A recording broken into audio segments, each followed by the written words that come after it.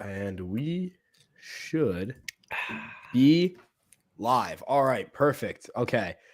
What is up, everyone? We're back for another live stream. It's been a minute since we've done our last live, I think a but week or so. yeah, about a week.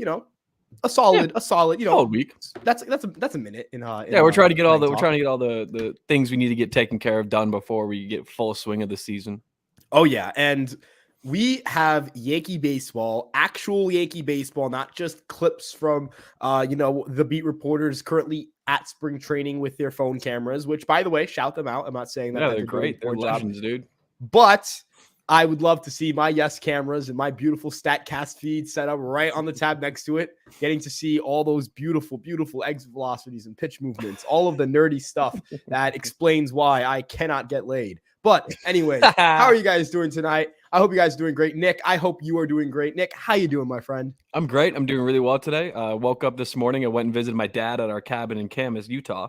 So I woke up this morning to 2 feet of snow and my car packed in. So I had to frantically shovel out the driveway, clean off my car, ice the road, it was a nightmare. But we got back home now. It's snowing outside currently still. God.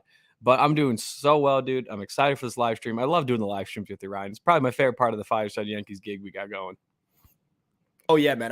Dude, we are ready for a live. And we had some snow here in Binghamton, nothing crazy, but we still had some snow. Not 2 feet packed, thank God. But snowed in. Was just waiting out the snow after this live, gonna hit the gym ski, you know what I'm saying? Get them gains, yeah, exactly. Get yoked, look like Swole boy. Little Yep. Tyler O'Neill over here. So let's get started with the questions. Aiden, good timing. Let's talk Yankees. We are talking Yankees. Yes. We are excited for spring training, and we are excited to see Judge, Rodon, Dominguez. We are very excited to see these guys. As the Yankees have announced, previously, this isn't like new news or anything, but Dominguez being in camp is definitely fun. It's generating a ton of buzz. I think you can agree. It's exciting. He's not gonna make the roster. I mean, if he does, I'll be fucking ecstatic.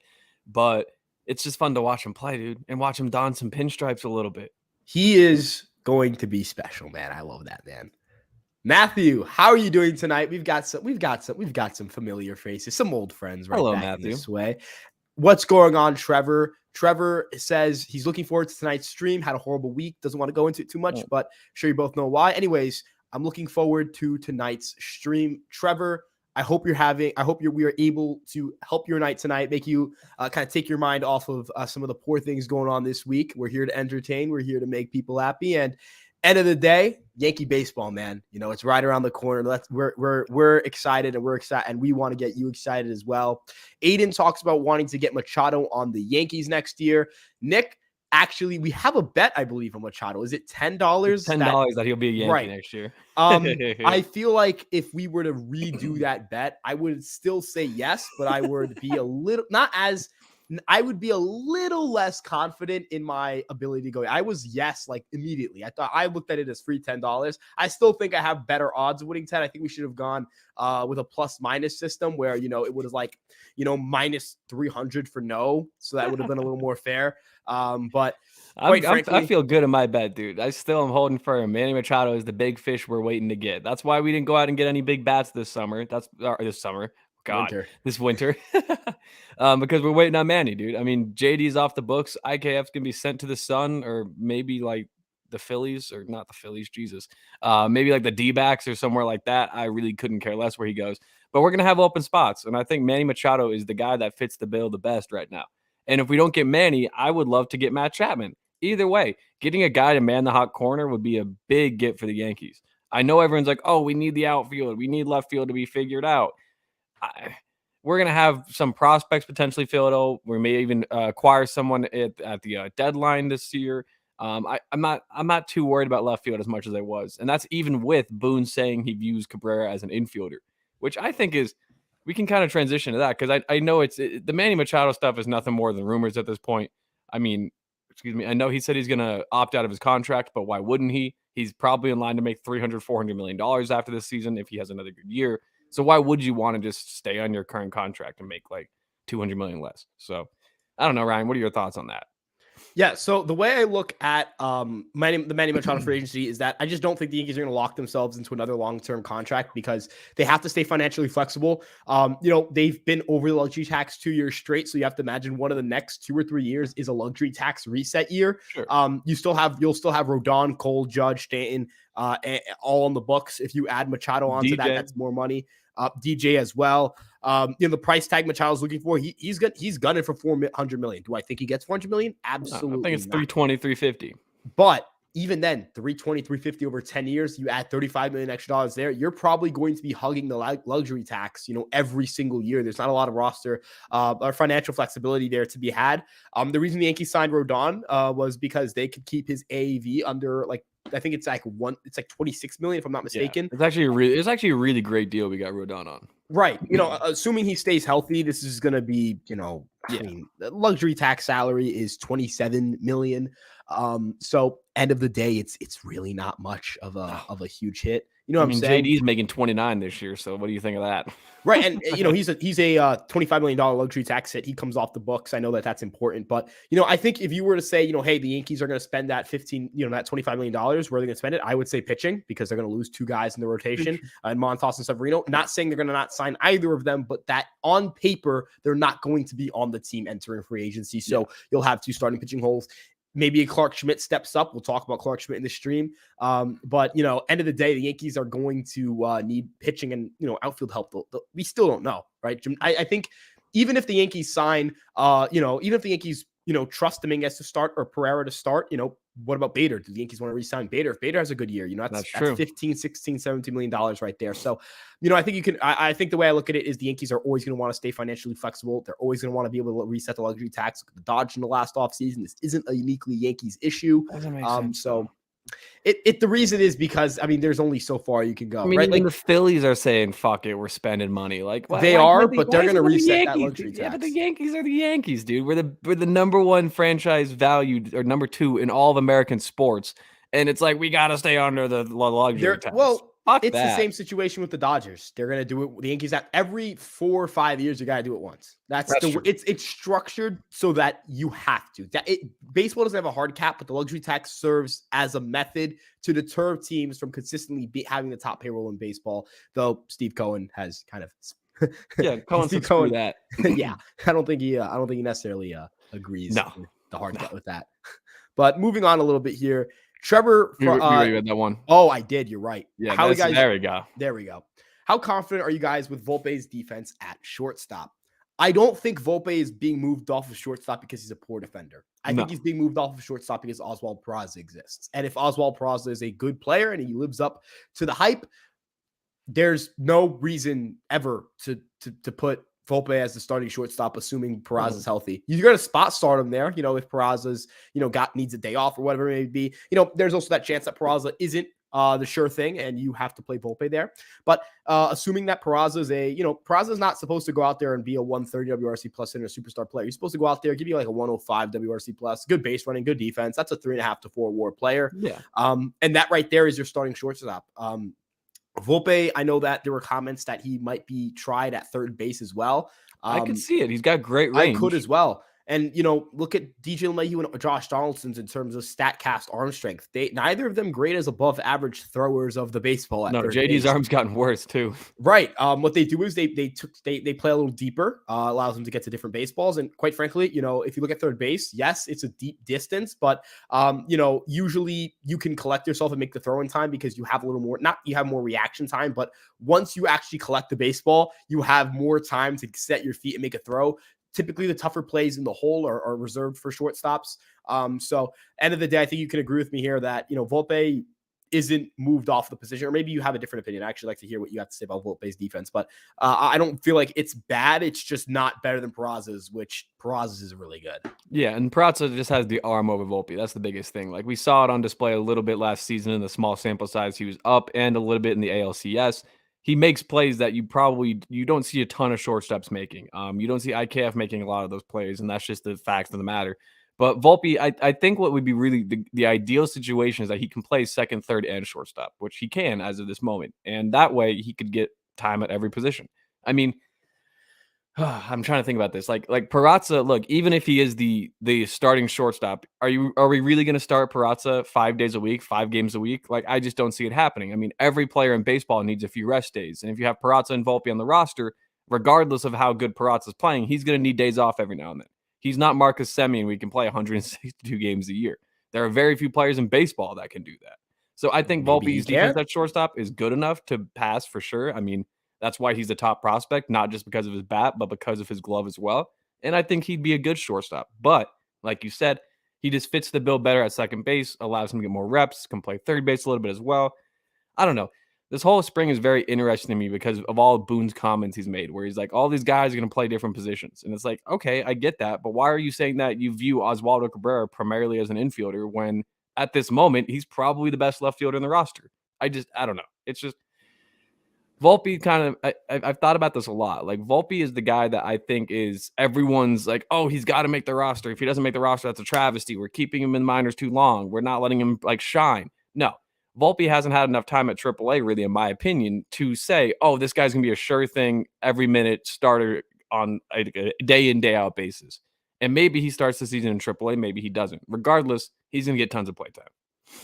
Yeah, the way I look at it is, the Yankees are going to be versatile defensively. I think that's a good thing. I think the Yankees should remain versatile defensively. I think that's a mark of a good team. You're able to do a lot more things with your lineup when guys go hot, when guys go cold, when guys get hurt. You could do different things. End of the day, Volpe shouldn't just be stuck at second base or just stuck at shortstop or stuck at third base. No. If the guy is versatile enough to do whatever, this can keep Glaber on the team. You can keep Glaber on the team and keep these three guys in Peraza, Torres, and Volpe together if you can get Volpe to play an adequate third base, right? Yeah. You can do things like, and I know that you mentioned with Cabrera where, they view him primarily as an infielder, which I know that that has had upset people. Personally, I don't really like Cabrera as being the starting left fielder. I think he should be a utility he's the best guy. left fielder as of right now on this roster. That's all. Like, he's better than Hicks. You cannot tell me he's not better than Hicks. I think he's a better baseball player than Hicks. I don't know if he's a significantly better left fielder than Hicks. And significantly means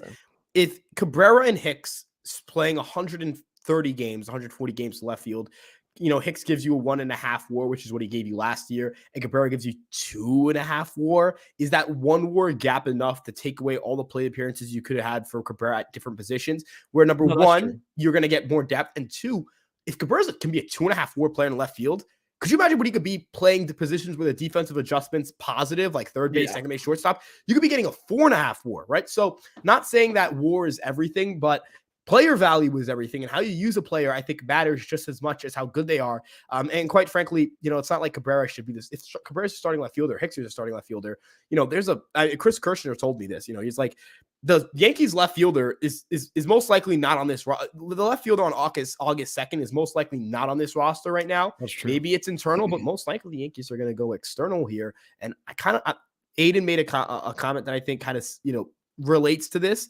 I still think Reynolds is a Yankee. Don't care what anyone says. There's steam there. The Yankees do want Brian Reynolds. It's not a matter of the Yankees looking at Brian Reynolds and goes, oh, this guy fucking sucks. It's more like, oh, this guy's good. I'm not trading Volpe and Dominguez for him. This guy's good, but he's a left fielder. He's not a center fielder long term. Eno Saris on Rates and Barrels. He does a fantasy podcast, so I know that fantasy doesn't always translate to regular season baseball. Sure. But one of the things he was discussing was just that Reynolds struggled last year, and then he improved, but like in WRC Plus, he improved. He didn't like change anything. It just kind of got better. Like, is this the type of hitter he's going to be where it's just going to be ebbs and flows, and that's natural for everyone. But to the extent that Reynolds was struggling was weird. It's just going to be, well, I guess he's going to strike out more now. That's his 2021 play discipline is no longer what he is. The defense in center field wasn't very good.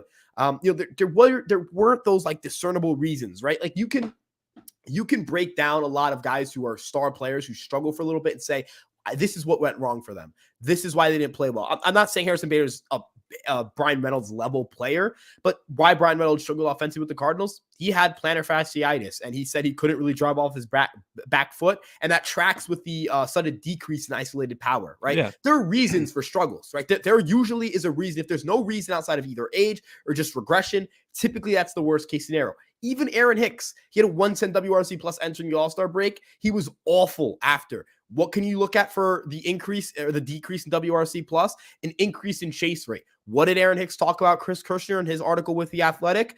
pressing more. He felt like he was trying to, kind of fix all the Yankees' problems in one swing. I'm not saying this to say Aaron Hicks is a 110 WRC plus hitter. I'm saying this to say guys typically struggle in a manner that there's a reason for it. I don't really know why Brian Reynolds struggled, and that's a little concerning. I'd like to see the first half of how he plays. I'd like to see that before I sit here and start saying this guy's a savior for this franchise. I'm going to treat him like a player that saves the team. You know what I'm saying? You're absolutely right. Manny Machado, as much as I'm sitting here saying the financial flexibility and all that nerd crap, right? He would be a savior of the team.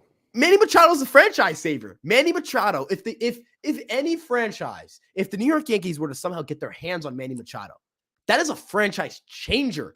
The Yankees become titans in the American League. I do not give a flying fuck what the rest of the team looks like outside of Judge, Rizzo, Stanton, and Machado. That team is freaking loaded. That middle four right there it's unbelievable, right? And I end of the day, I need to know that either Reynolds is that or isn't that before I pull the trigger on a trade, especially when we're talking about top prospects, and especially when we're looking at a team that is relying on a lot of young talent to supplement the rest of their roster. Yeah, no, you just hit the nail on the head with everything you said. I can't agree more with everything you just said. Reynolds, I've said this before and I'll say it again. Jason Dominguez in 2 years' time will be as good of a player as Brian Reynolds is right now. So I'm not really looking to just dump Jason Dominguez and stuff for Brian Reynolds for 1 year and then have these contract negotiations and them go nowhere. Because look, Brian Reynolds wants a lot of money and he has every right to ask for that amount of money. But do I want the Yankees to give him that money? No, I don't, because they could use the money elsewhere. They could use that money to get Manny Machado. They could use that money to keep Luis Severino and extend Harrison Bader. They could use that money to extend Gleyber Torres and all of that. Like, that's the thing. Reynolds is probably going to want, like, what do you think? 160, $170 million at the very least. Yeah. You could get Torres, Severino, and Bader for $160 million, $170 million. So it's like, why are we like, I don't know. Maybe you couldn't get like Torres if he has another great year this year. If he has like a 30 home run season, 120 WRC plus, is healthy year in, year out. But the problem is that I just don't see why the Yankees would want to, one, lose a lot of prospect capital, and then two, lose a lot of financial flexibility, like you were talking about, to tie it into Reynolds. Like, Reynolds is a great player, a 3, 4, 5 WAR player some seasons, but is he the guy that's going to switch and like flip the switch for the Yankees and make it so they're World Series contenders? I don't know. Like, that's the thing. We've seen him excel with the Pirates. Not very hard to do. Could he do it in a stacked lineup? Could he do it with more difficult competition? Could he do it in October? We have never seen him play postseason baseball. So there's just a lot of questions I have with Reynolds. I would love to get him because he's a switch hitter. He'd be a leadoff hitter. I mean, as of this moment, I'm sure you've seen like the Fangraphs roster resource construction for the Yankees this season. They have DJ on the bench and Gleyber as the leadoff guy. I don't think Gleyber's a leadoff hitter. Is that just me? Like, Reynolds would fill that role immediately, and that'd be great. He'd also be a switch-handed bat, which would allow us for, in essence, another lefty in the lineup, and he'd play left field. But is it just, I'd much rather wait and see how bad the Cubs are. Like, let's say the Cubs suck and we want to try to go get Ian Happ again. Fine. Maybe we wait until spring actually starts and Jerickson Profar is like, shit, I want to play baseball. So just go sign Jerickson Profar for $4 million. Like, there's other options out there that I think make more sense than giving up the farm for Brian Reynolds. So I completely agree with you. And like you said, why did he struggle? I don't know. That's the biggest question. Yeah, and people are gonna sit here and say we're nitpicking. Yes, we are for one big reason, right? Yeah.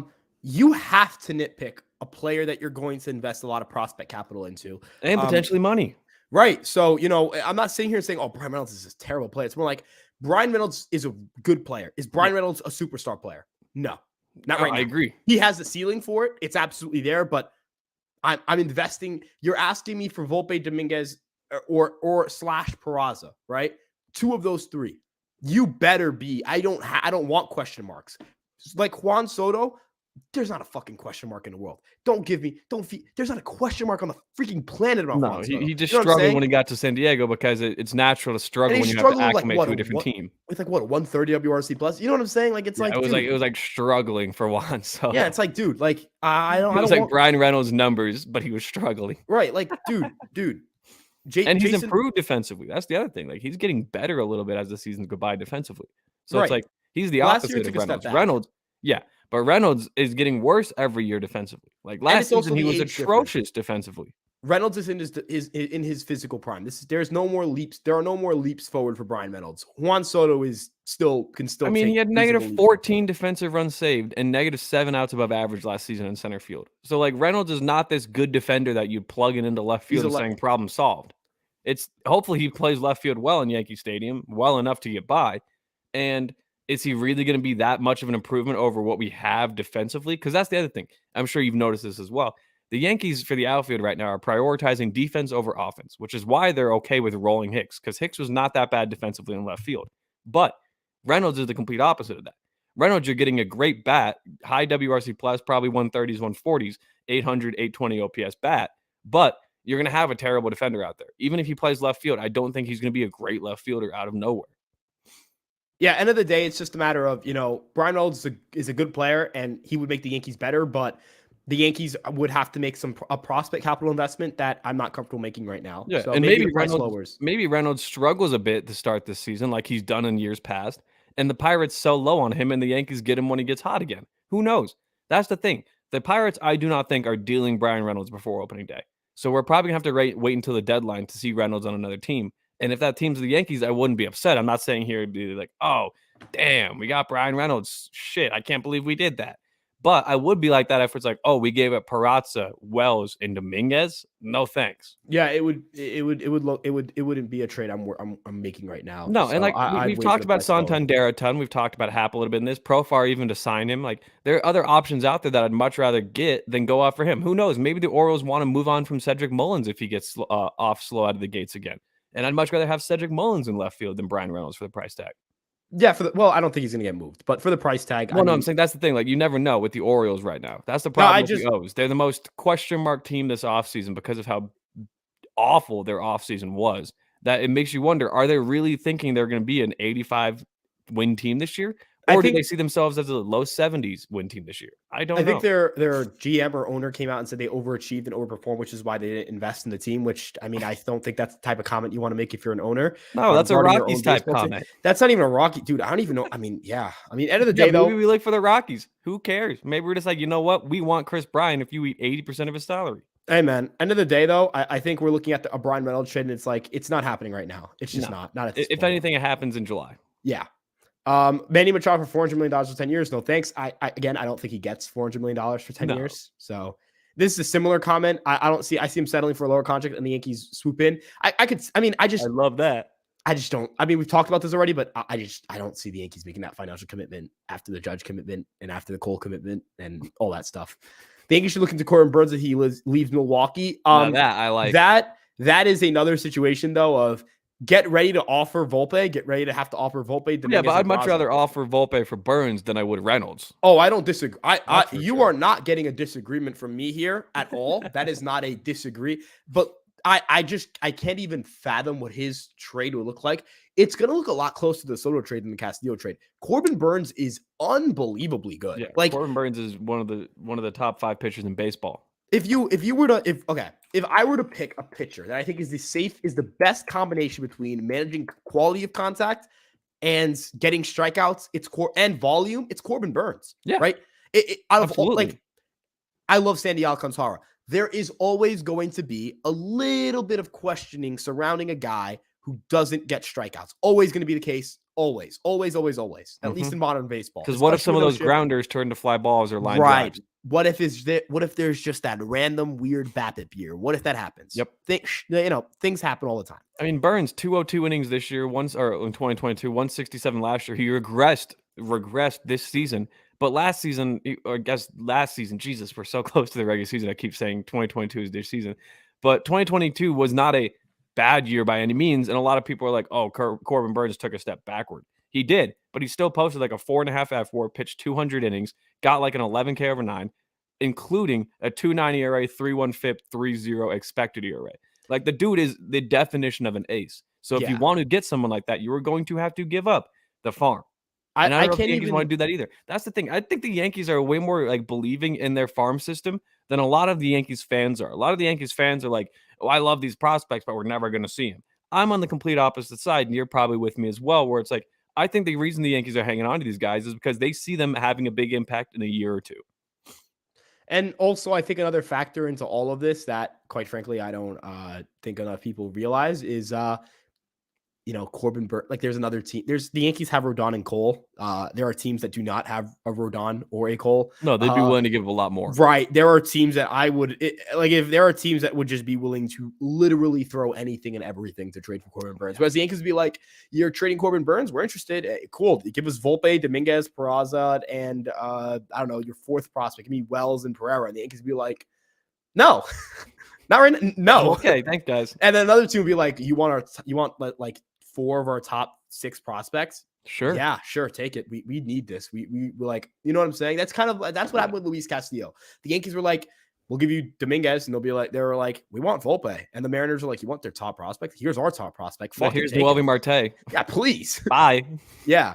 We need this. And it worked, right? Like that worked out. That's a lot better so far for the Mariners than the Reds. I mean, Noelvi Marte has kind of dropped down a lot of prospect lists, whereas Luis Castillo just had the best finish of his career last season when he joined the Mariners. Yeah, right and now, he got the bag. Like Oswald Peraza is probably a better prospect than Noelvi Marte is. Yeah. So the Reds kind of look fucking stupid for not. I mean, even the Reds now are realizing like, oh shit, like Ellie De La Cruz is better than Noelvi Marte, and they're moving him over to third base. Maybe next time, maybe they'll teach them a lesson to not say no to Jason Dominguez. You freaking pricks. Anyways, moving on. Stanton contract is killing us. No, it's not. Not really. Stanton's making like $25 million this year. It's a $22 million luxury tax hit. It's not. I'm not saying the Stanton contract's good. The Stanton contract's not like it's a DH, right? You're paying $22 that's the problem. But we weren't expecting him to be a full-time DH already. And not even that. Like they're going to move Judge over to left field and play Stanton in the outfield more this year, which I'm perfectly happy with. I am too. And at the end of the day, too, I mean, I think you can agree with me here. $22 million for the Yankees is different than $22 million for 20 of the other 13. Yeah, just like 20 of the other 30 franchises. Stanton in Kansas City, that'd be hilarious. That would be like a lot of their payroll, to say the least. Send him to Colorado. Like that dude hit 70 bombs. Let me look quickly at the Yankees payroll in terms of luxury tax. Because I'm like 85% sure Stanton's like not even a top 3 most expensive Yankee on the roster in terms of luxury tax. I could be wrong about that. Let's see. Spot track Yankees. Because I'm pretty sure it goes Judge, Cole, Donaldson, then Stanton. So luxury tax payroll, it's Judge, Cole, Rodon, Donaldson, Stanton. So Stanton isn't even the 4th highest paid player on the Yankees. And I was mistaken. He's making $32 million this year, but it's a $22 million against the luxury tax. Yeah, so that's really all that matters. I mean, that's the other thing. If Stanton plays 135, 140 games this year and hits 40 home runs, no one's going to be saying Stanton's contract's killing us. It's just the fact that Stanton hasn't been able to stay healthy the past couple of seasons. And granted, I don't know if it's just going to be this year's going to be different for no reason, but you know it takes a toll on the guy. You know it must get old hearing, oh, you're made of glass. Oh, you can't stay healthy. And what better way to shut people up than play 140 games and hit 50 bombs? Yeah, and if he can play the outfield more, that'll help his WAR naturally. Just because being a being a meh defensive outfielder is better than being a DH in terms of your defensive adjustment on Fangraphs. Oh, absolutely. Which I know isn't everything. I know that the average, even the Yankees aren't probably like, oh, if Giancarlo Stanton doesn't hit this DEF adjustment on Fangraphs, the season is fucking over. But I will be like that because at the end of the day, I like narratives. I still think Stanton can win MVP this year. Like I think those days are behind us with the defense. I just like to believe it because of the fact that there's no one else in baseball that attacks the ball with as much ferocity as Giancarlo Stanton. And if you like I've said this time and time again, 2016 was his 2nd worst year of his career. 2017, he won the MVP. Granted, he was playing the outfield full time there in Miami, but think of it this way as well. 2022 was the worst year of his career. 2023, he's going to just shut everyone up. That's the only reason I'm saying he's going to be MVP. Yeah, end of the day, Stanton increased his throwing velocity between 2021 and 2022. Perhaps, if he's able to give you league average defense in right field, which I don't think is 45, 50 games of him in the outfield, as well as another 90 at DH. That could be easily a 5 WAR player. I don't know about 5, just because Stanton. That's the thing. Stanton's not going to bat 211 again. Yeah, Stanton's but not going to strike out as much as he does. He's not going to have the lowest WOBA and BABIP of his career. He's not going to have an ISO that's basically the same, and he just got unlucky with a lot of these fucking 120-mile-an-hour line drive to the shortstop. I know. I'm just saying more so like because he's gonna have poor base running value. He's also Stanton's gonna steal 30 bags. The way I'm looking at it is if Giancarlo, like the way to make $22 million, return your value on that according to Fangraphs, you have to have 2.75 WAR. I don't think that's too crazy of a mark for Stanton to hit if he's able to play more outfield, which he should be able to this year. Even in 2000, and you could agree with me on this. I look more at his WRC plus than his WAR for. No, of course, for DH, I agree. Yeah, but I'm just saying, like in a vacuum, Giancarlo Stanton can get to higher WAR totals if the Yankees are committed to this left field for Judge for a little bit. Yeah, and I'm fine with that, honestly. Yeah, like, I'd much rather honestly play Judge in left field than center because that I would rather nearly as much toll on his body. I would quite frankly, as far as many games as possible, you could put Judge in left field. That's how I view it, because you could also, later in the season, potentially Wells, if you were to acquire a left fielder, you can mix them in there, kind of mix them. Like you got a couple of guys out there. But move. This is why I wanted to move on a little. Take it away, Ryan. Clark Schmidt. This is an open discussion. We don't here at the Fireside Yankees podcast. We do not do a one-man show. We always got to come. I'm gonna go get something to eat. But Clark Schmidt, so Clark Schmidt struggled with two things last year. That was getting chases, which affected his walk rate. And then number two, he got barreled quite a bit, which is something that you're like, why is a guy with a sinker getting barreled? But that's because he doesn't have a good fastball, right? His sinker is solid, it's average, but his four-seam fastball is fucking putrid. Excuse my French there. It's awful. It's a really, really, really bad pitch. It is probably the worst four-seam fastball that's used like frequently on the Yankees pitching staff. It's not bad. No. Domingo Germán's fastball is substantially worse than Clark Schmidt's. There's a reason Domingo Germán forces his curveball 70%. I would take Domingo Germán's. I would take, in terms of fastball shape too, I would take Germán's because he's a low slot guy who has a fastball that has about, above average induced vertical break.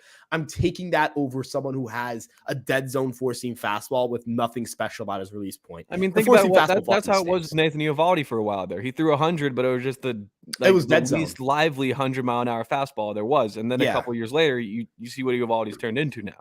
Like maybe Clark Schmidt can kind of right the ship a bit with using that fastball less now that he has the cutter and sinker that he's working with together. Yeah, and the cutters should do, cutters have close to 0 inches of horizontal movement. It's usually either 1 or 2 of glove side runs. So think, going away from a righty if you're a right-handed pitcher and into a lefty.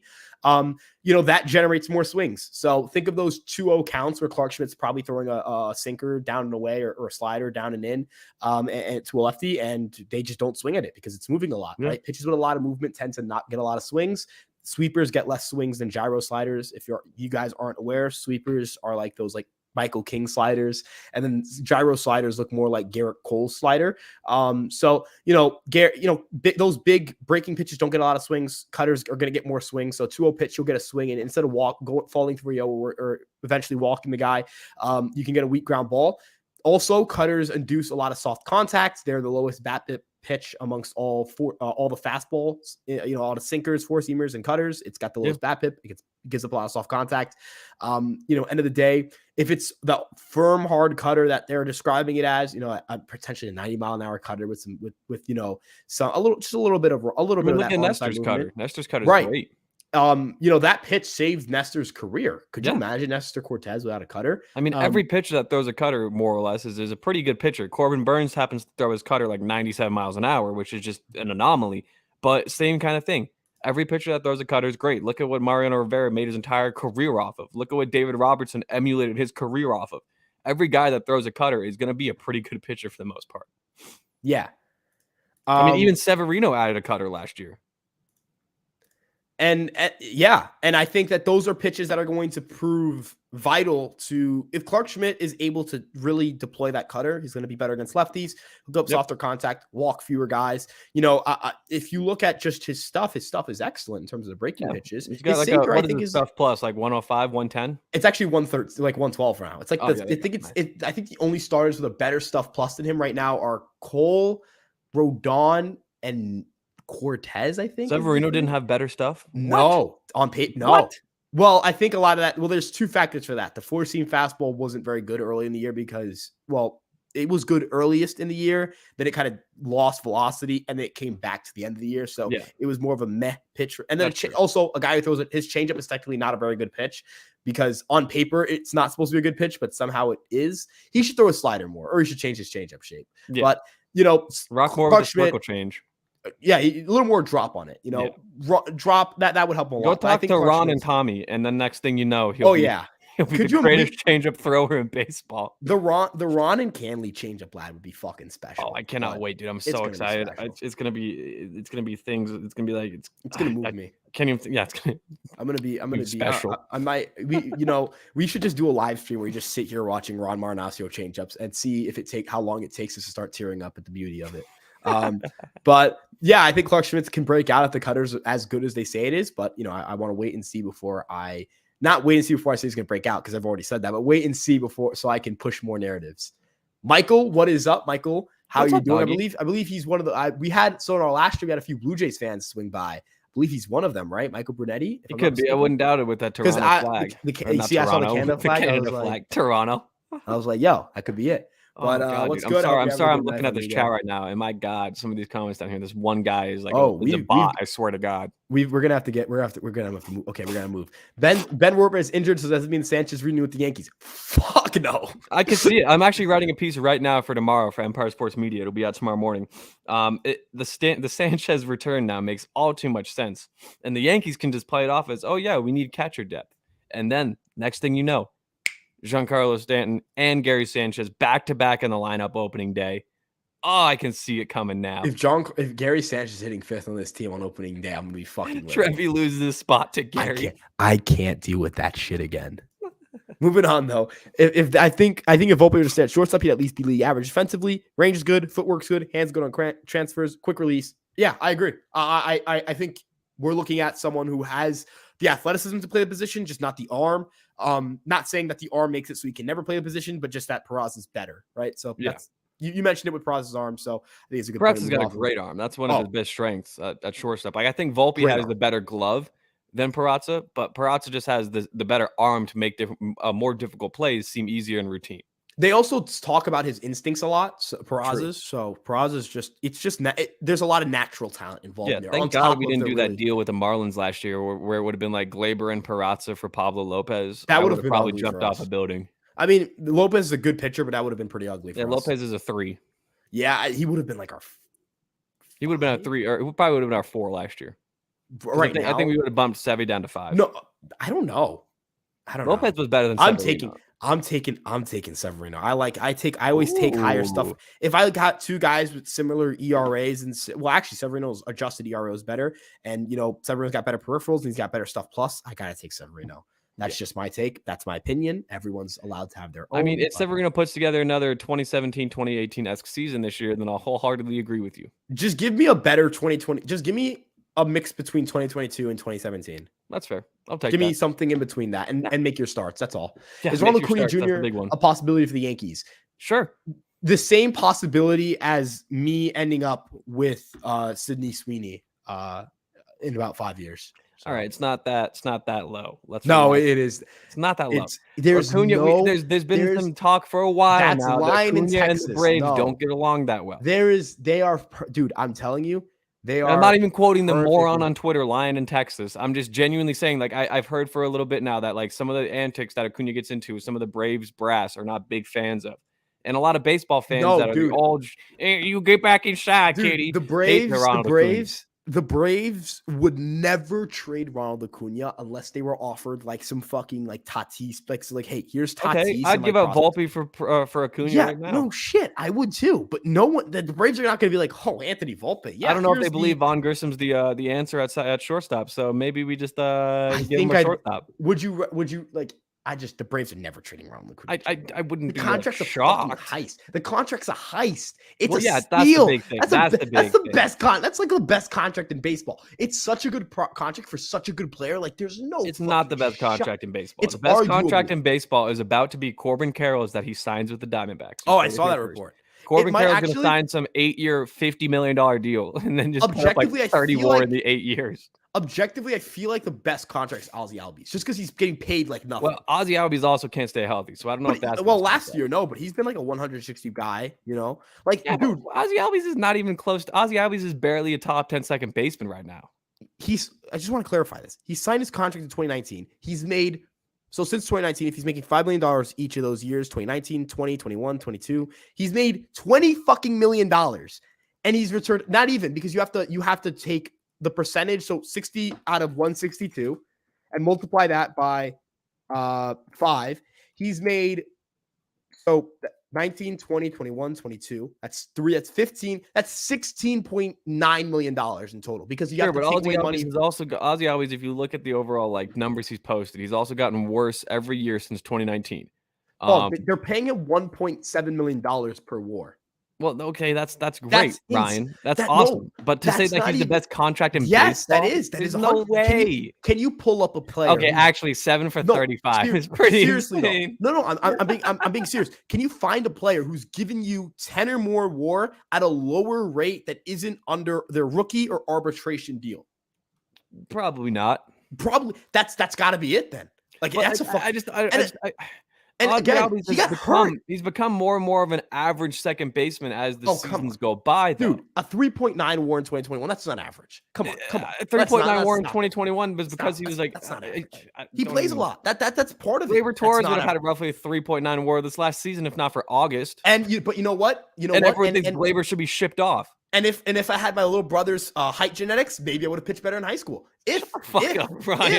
If I don't do ifs, I do absolutes. Yeah, okay, absolutes. The absolutes of the matter is that Ozzy Albies played 64 games last year and walked 5.5% of the time. Posted a 93 WRC plus. 93. He posted WRC plus 8 points higher than IKF, and you think he's the best value in baseball? And Ozzy Albies had a 1.1 more and made just $5 million.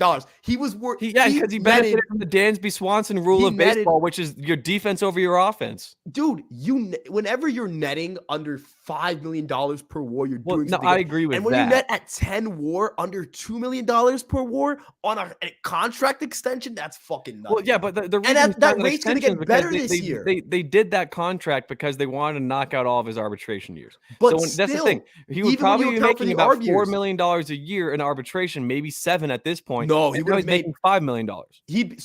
This year would have, if he was under arbitration this year, this would have been his last year of arbitration. I know if this is the year after the season he just had, he would have signed for probably 7.5, maybe 10.5 million arbitration. Because this would have been his. But even then, let's say he would have signed. So let's say the gradual progression after. So 2020. So his first ARB year would have been 2020, right? After 2020, he probably would have made $3-4 million. The year after that would have probably, because he put up a 3.9 WAR. And remember the home, as much as I love WRC plus over like raw counting stats, because he has beautiful raw counting stats, his arbitration numbers would have gone up. He probably would have gotten like 7 or 10, 480 isn't he probably would have gotten Gleyber Torres money. So 9.9 million, right? And then you have to increase that number in year 3. Let's say it's 10 million. You would have paid the guy almost as much as you were paying him right now in just his ARB years. But you also have to account for the fact that his family's being held hostage on Island right now. We have to move on though, but because I realized we've been talking about the Braves for a while, but I mean, end of the day, Acuna's, there's no trade rumors about Acuna. It's just like some bullshit rumors that were like circulating on Twitter. But I still think they may look to move him down the road. I wouldn't. No shot. Never. I will. Acuna was not very good last year. I would be in.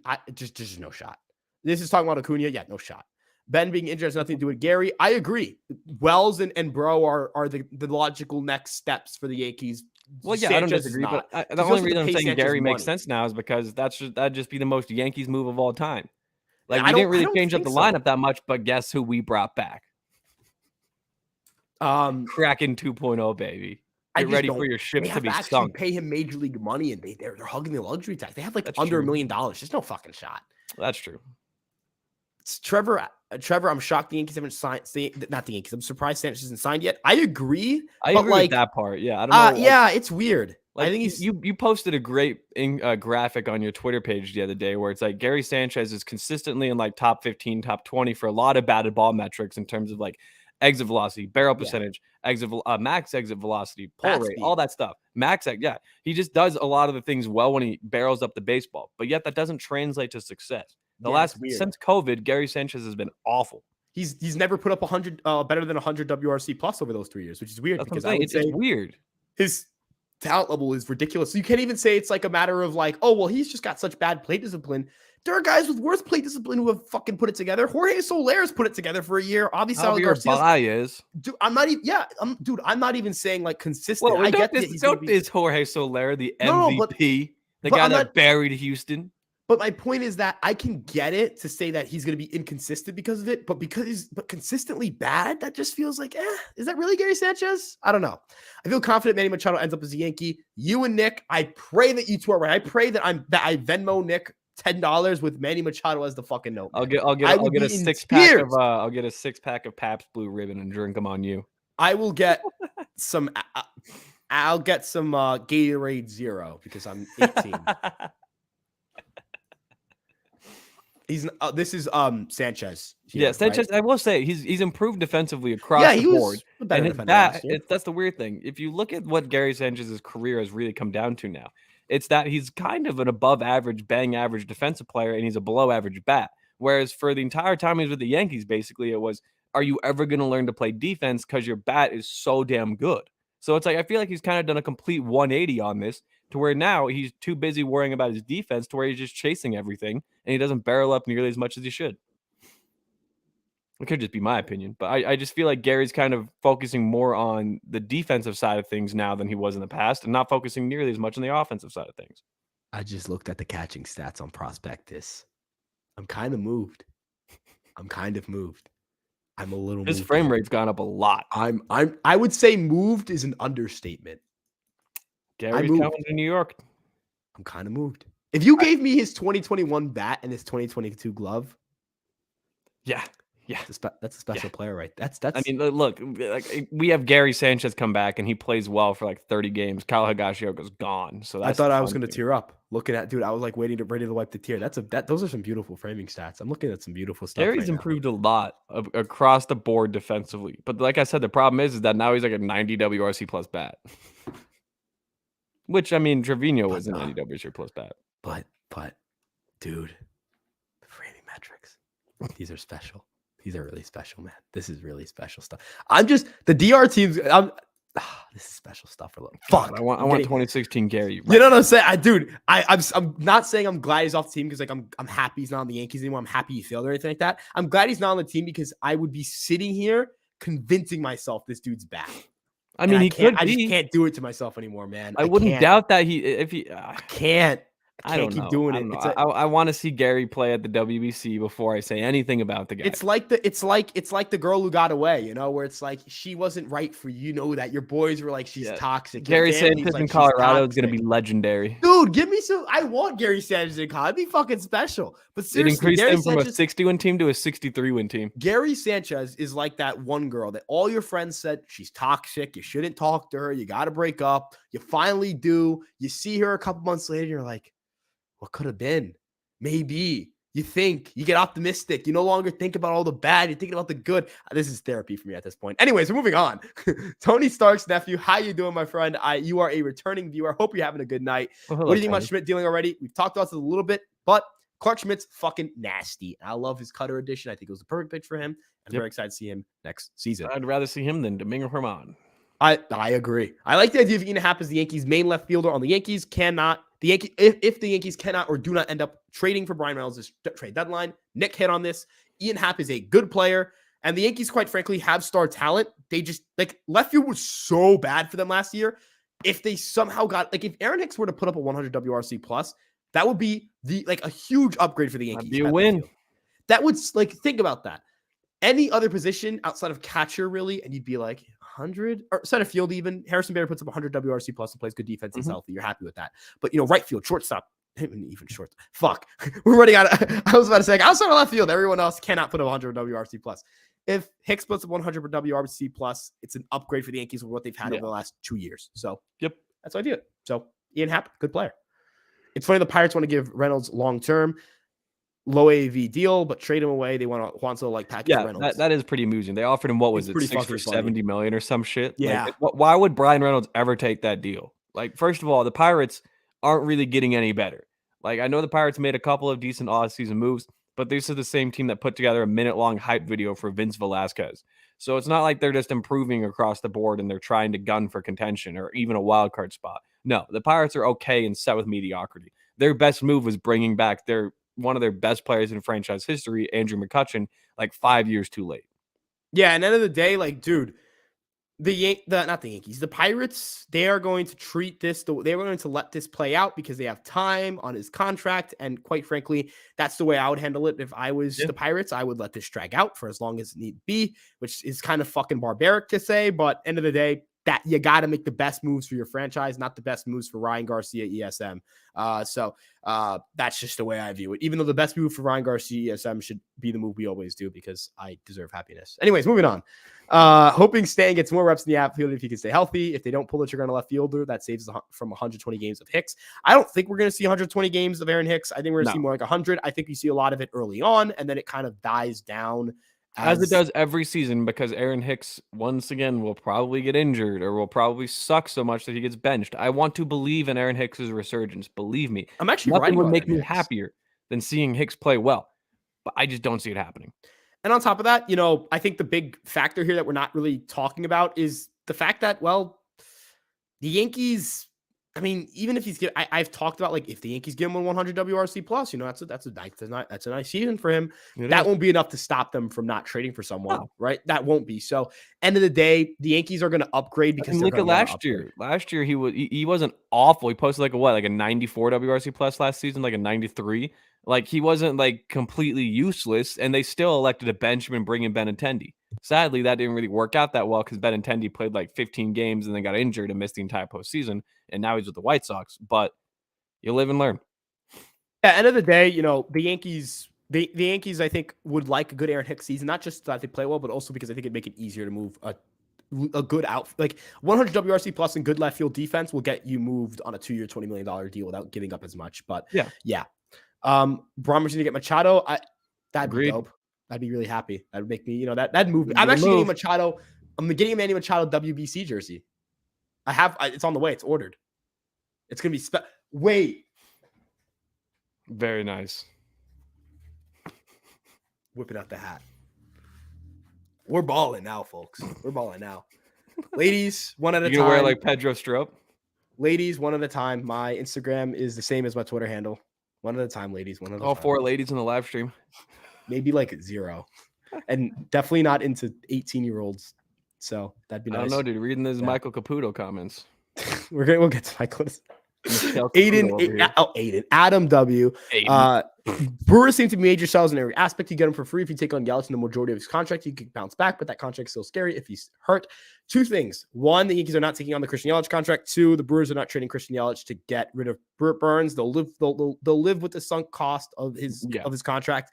If that means he can get prospects that can change your franchise. And the Yankees, right? So 2 things here. The Yankees trade for Yelich. They cannot extend Burns at the same time and stay financially flexible. Burns is going to demand a $300 million contract if he pitches like this. Garrett Cole got $300 million. This guy's going to demand $300 million. So if you're okay with losing Burns after a year and a half and trading, still trading a Dominguez to do so. Excuse me. What? I said sunken ship fallacy. It's the sunk cost fallacy. Yeah. My bad. On top of that, the Brewers are just not salary dumping Corbin Burns. That's a stupid thing to do. Why would that? Why would you attach the best player on your entire franchise in a salary dump? Yeah, it doesn't make sense. Like, I can maybe see them doing it with Woodruff, but even then, it's like you could probably get a better prospect call for Woodruff than you would if you wanted to dump him off with Yelich to get him off the books. And not just that, but if you're gonna pay Christian Yelich, at least pay Christian Yelich. Like, would you rather pay Christian Yelich and have like the best farm system in baseball, which is, your farm system with Jackson Chourio and then the prospects you get in a Woodruff deal, not even a Burns deal, Woodruff deal. And Cal Mitchell. Right. Or would you rather have, I think it's Cal. Would you rather have like a couple of like a meh farm system, your best pitcher gone?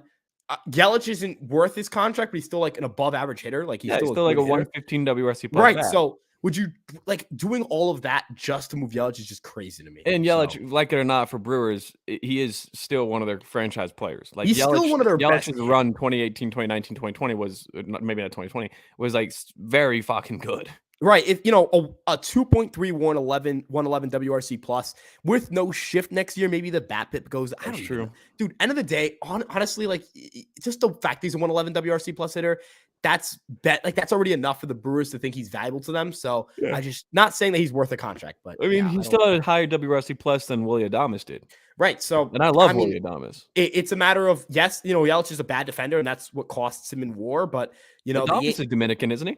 yeah, he's on the He's WBC team. isn't he benched for Jeremy Pena as of right now in the lineup, which makes no sense because I think Adames is a far better player than Jeremy Pena. Dude, Wander Franco is probably gonna ride the fucking bench, and Wander Franco is like a generational prospect. Probably better than both guys. I can't even. If Jeremy Pena starts at the WBC, it'll be so laughable. If Jeremy Pena starts in WBC and does well, we're happy. Jeremy Pena starts in WBC, deluded everyone. If Jeremy Pena starts in WBC and doesn't play well, this is great for the narratives. I'm gonna cry. No, I'm gonna be so fucking mad. But yeah, Burns and Yelich not a realistic trade package together. I don't. Yeah. He struggled like sometimes against non-NL Central lineups, but you just can't be that good living off of an NL Central lineup. So yeah, you are correct. Yeah. So moving on, Stanton is really good. Yep. Very good. Michael Caputo. We're getting here. We go. Here comes the run. No one is scared of this lineup. This is the same line we brought back for 3 years in a row now. Wrong. Just want to clarify. Not only are you right, it is wrong. Sanchez isn't on the team. Urshela isn't on the team. Voit isn't on the team. Gardner isn't on the team. Hicks isn't playing center field. Right. Bader's on the team. Rizzo's on the team. The rotation alone is twice as good as it was 3 years ago. And the bullpen's better. 2 out of those 3 years, the Yankees finished top 5 in WRC plus. So and runs scored. Yeah. So yeah, sorry. No, agreed. Yeah. We did nothing to improve the lineup.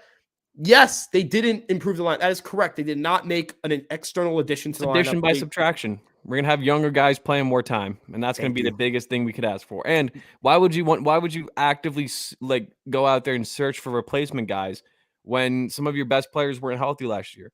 DJ and Stanton not playing a lot of the season last year because of injuries really hurt the Yankees down the stretch.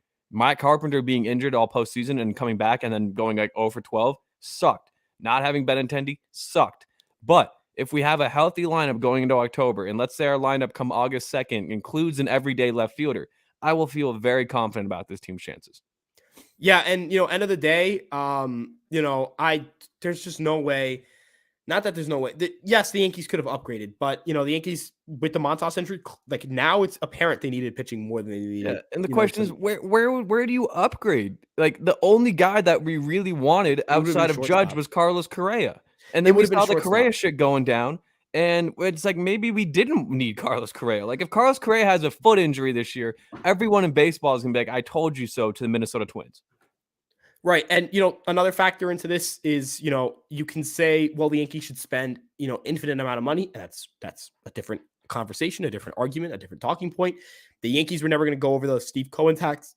And I don't know where you're getting $30 million from your space right now, which is what you would need to sign a Trey Turner. Or did I want Trey Turner? Sure. Yes, I did. I want Trey Turner on their team. He's the best shortstop in baseball in a lot of categories. But do I want to go out there and give Trey Turner $300 million? I mean, I would have, but yeah, but the problem is that we had to keep Judge. Would you want to lose Judge for Turner? A lot of Yankees fans would be like, well, yeah, because Turner's a year younger and he's not 6'8". Who cares? I don't even know if Turner's not even close to the same face of baseball and draw for fans as Aaron Judge is. It's just a matter of a fact. The way I look at it is, the Yankees were going to stay on the luxury tax, that luxury tax threshold, the Steve Cohen one, the fourth and final one. Yep. There's no reason that the Yankees were going to try to the Yankees would have had to substitute not even Rodon for Turner because I think that still would have been over the luxury tax because of just how close they are to it right now. Sure. Without moving a Gleyber Torres, and at that point you're asking yourself, is Gleyber Torres and Carlos Rodon equal value to Trey Turner? I would say yes. Yeah, absolutely. I mean, look, Gleyber Torres is probably going to post a 3.5 FWAR this season, and Rodon's probably going to post a 5. Like that's probably I'd say it's actually more. And then you have to replace Turner with a second baseman. Not Turner with a second baseman. You'd have to not find an infield. Turner probably plays shortstop. But he's not that good at shortstop either. That's the other thing. It's not like you question the longevity. It's like you're getting this guy that's really quick, great in terms of at the plate, can hit 20, 25 home runs while stealing 40 bases, but he's not good at shortstop. He's not a good defender at shortstop. He's bang average, if anything. Yeah, at the end of the day, I think the point we're making is not that Turner sucks. It's just that there's an opportunity cost. Trey Turner does not suck. Yeah, there was an opportunity cost, and that would have been signed. Not the opportunity cost of signing Judge was not signing a Turner or Correa or one of those guys. And again, I stand by the fact that Judge is a far better player than Carlos Correa will ever be, so that's okay. He's the best player on the market. Yeah. So And yeah, we didn't sign anyone, but we didn't let them sign Judge. So it's a give or take. Again, we've talked about this a ton. If the Yankees let Judge walk, fans would be up in arms. Instead, the Yankees keep Judge and they're up in arms that we didn't sign anyone else. It's like, what the hell do you want? no, You I don't can't just disagree. dish $360 million to someone and then turn around to give another $300 million to another guy.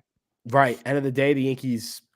I mean, this isn't the Padres where money just grows on trees. Even Apparently. then, the Padres have a lower payroll than the Yankees do, and they committed less money in this free agency than the Yankees did. So That's they were true. looking for that number, that one star, and they just couldn't get it. So until they got Well, I more mean, guns, so. yeah, Until they got even more guns. Xander, I wouldn't have paid that much money that the Xander made if the Yankees Yeah. got Xander. We talked about wanting Xander, but not for the price tag. Right. So kind of moving on here, because it's come about adding Rodon and nothing else. Well, I mean, except for like Tom McCanley, bringing back Rizzo, bringing back Judge, letting the rookies play, dropping a lot of dead weight, actively trying to shop Donaldson, Hicks, and IKF, the three guys everyone hates. We're literally there's nothing more the Yankees can do. When no one wants to trade for these guys, you can't do anything about that. And know the Yankees are never just going to cut them because they don't want to do that. And Brian Cashman hates to look like he was wrong. So you're never going to see, oh, the Yankees have DFA Josh Donaldson. Or the Yankees have outrighted IKF. We're never going to see that headline, ever. But what you can see is the Yankees are actively calling people trying to trade them. And that's all you can ask for. If no one wants them, okay. Ride with them until they suck, and then you can cut them. Like, Donaldson sucks up until mid-May, end of May. He's gone in June.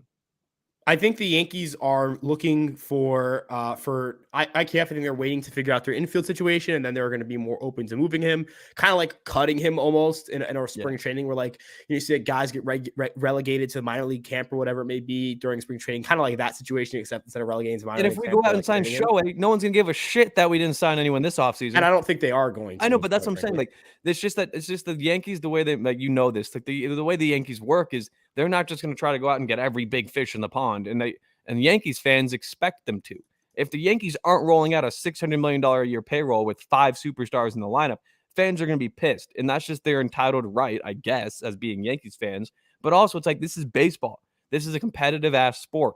There are probably 4 or 5 other teams that can have the same capacity of signing players and drawing players over to them like the Yankees. That's why we were so worried Judge was going to go to the Giants, because the Giants have a very similar allure to playing in San Francisco as it does to playing in the Bronx, if not more. Who the fuck would want to live in the Bronx instead of living in San Francisco? The only difference is that the Yankees are like really good. Me, I'd rather live in the Bronx. Well, I love that's because we love the Yankees and we like the city life. But like again, for most people like Aaron Judge, especially, no, I get what you're saying. Judge would much rather probably play in where he grew up, near where he grew up, than play in a deadlocked city that's got people like serving rodents over sticks. No, I mean, I get it. Like, there's a lot of and I love New York. Don't get me wrong. It's just the Bronx team has their draw. The big teams all have their draw. New York City's a unique environment. There's a lot of there's a lot of people in a very small space. It's a very population dense. Joey Gallo hated it here. I mean, I don't think he hated it because it was New York. I think he hated it more so because he wasn't very good, and it kind of got to him. But in the sense of like things, I guess. New York he said he didn't want to leave his apartment, so that doesn't help. New York City doesn't have like this like.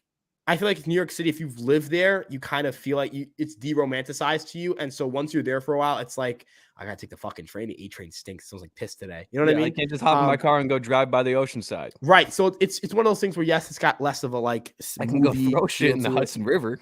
Right. But like end of the day, the Yankees are going to the Yankees are always going to be in the market for big guys, but the Yankees were signing Judge. The Yankees were always going to sign Judge. That was their move. I mean, why would you ever let a guy of that capacity in terms of the impact it's had on your franchise walk? Yeah. So he's the biggest draw in baseball right now. He and Ohtani are number 1 and number 2 for like everything in terms of baseball. So end of the day, the Yankees, they brought back Judge and they brought back bringing back Judge. It was going to cost them the chance to get a top 2 or 3 free agent on the market because Judge is the best free agent on the market. Also, if we get Ohtani, those jerseys are going to sell out like fucking GTA 5 when that came out. If I think there's a 1% chance of getting Machado, there's like a negative 15% chance of getting. But that's the thing. How do you give Machado coming to New York a 1% chance? Like Machado already was heavily linked to New York back before he signed the contract with the Padres. Still didn't want to sign him at a younger age and a steal of dude. 10 years, $300 million was a fucking heist, and I hate the fact the Yankees didn't even think about signing him. That's so like I'm not going to get into this because I could get very upset about this, but no, yeah, Michael, I can't wait to get to the other comments in here because this is just like a broken record. Yeah, Stanton does hit better when he plays defense. So he does. And he said himself he's in a better groove. Yeah, Stan also, like, the numbers prove it. As you mentioned, it's a feel thing. It seems to be like a mental thing for him, like kind of like a better feel like an athlete, and that's dope as shit. So let's get him in right field. Come on, Yeah, boys. agreed. Joey and Nelly V, how you doing? How come I didn't know about this Well, live? maybe you should have Sorry, checked the hermano. Twitter feed. And well, to be fair, we have people coming from Facebook, and I imagine I didn't post hey, we're going live at 7:30 previously. That's fair. That is our bad. I will be doing that going But Joey forward. and Nelly, Thank you two, maybe it's just one of you. Maybe you both like to watch us as like a little like couples night out. Let's watch some Fireside Yankees live stream. That's great. Couldn't think of a better way. Light a candle and watch. Well, Ryan I mean, I can think of a better way, like, okay, not listening to Ryan Garcia yell, But no, you're an OG, doggy. I appreciate you stopping by. We'll be better about getting that out on all the platforms earlier, going out here as we go forward. But appreciate you stopping by, my guy and gal. Adam, we should have gotten AJ Pollock when he went for cheap. I wouldn't have minded that. Would have been a great platoon bat. Yeah, it's just that he would have had to platoon with a guy who can hit right-handed pitching, and he's a weak side platoon, meaning he would have gotten very few plate appearances. He signed for a $7 million contract. The Yankees would have had to move Aaron Hicks to get him on the roster, and he had a 2% W. He had a 2 like he's a 0.5 WAR player in more. He's coming off, and I think he's a better player than that. But there are, number one, injury concerns, same as with Aaron Hicks. I think the upside there is a lot higher. Yeah, he's also 35 though.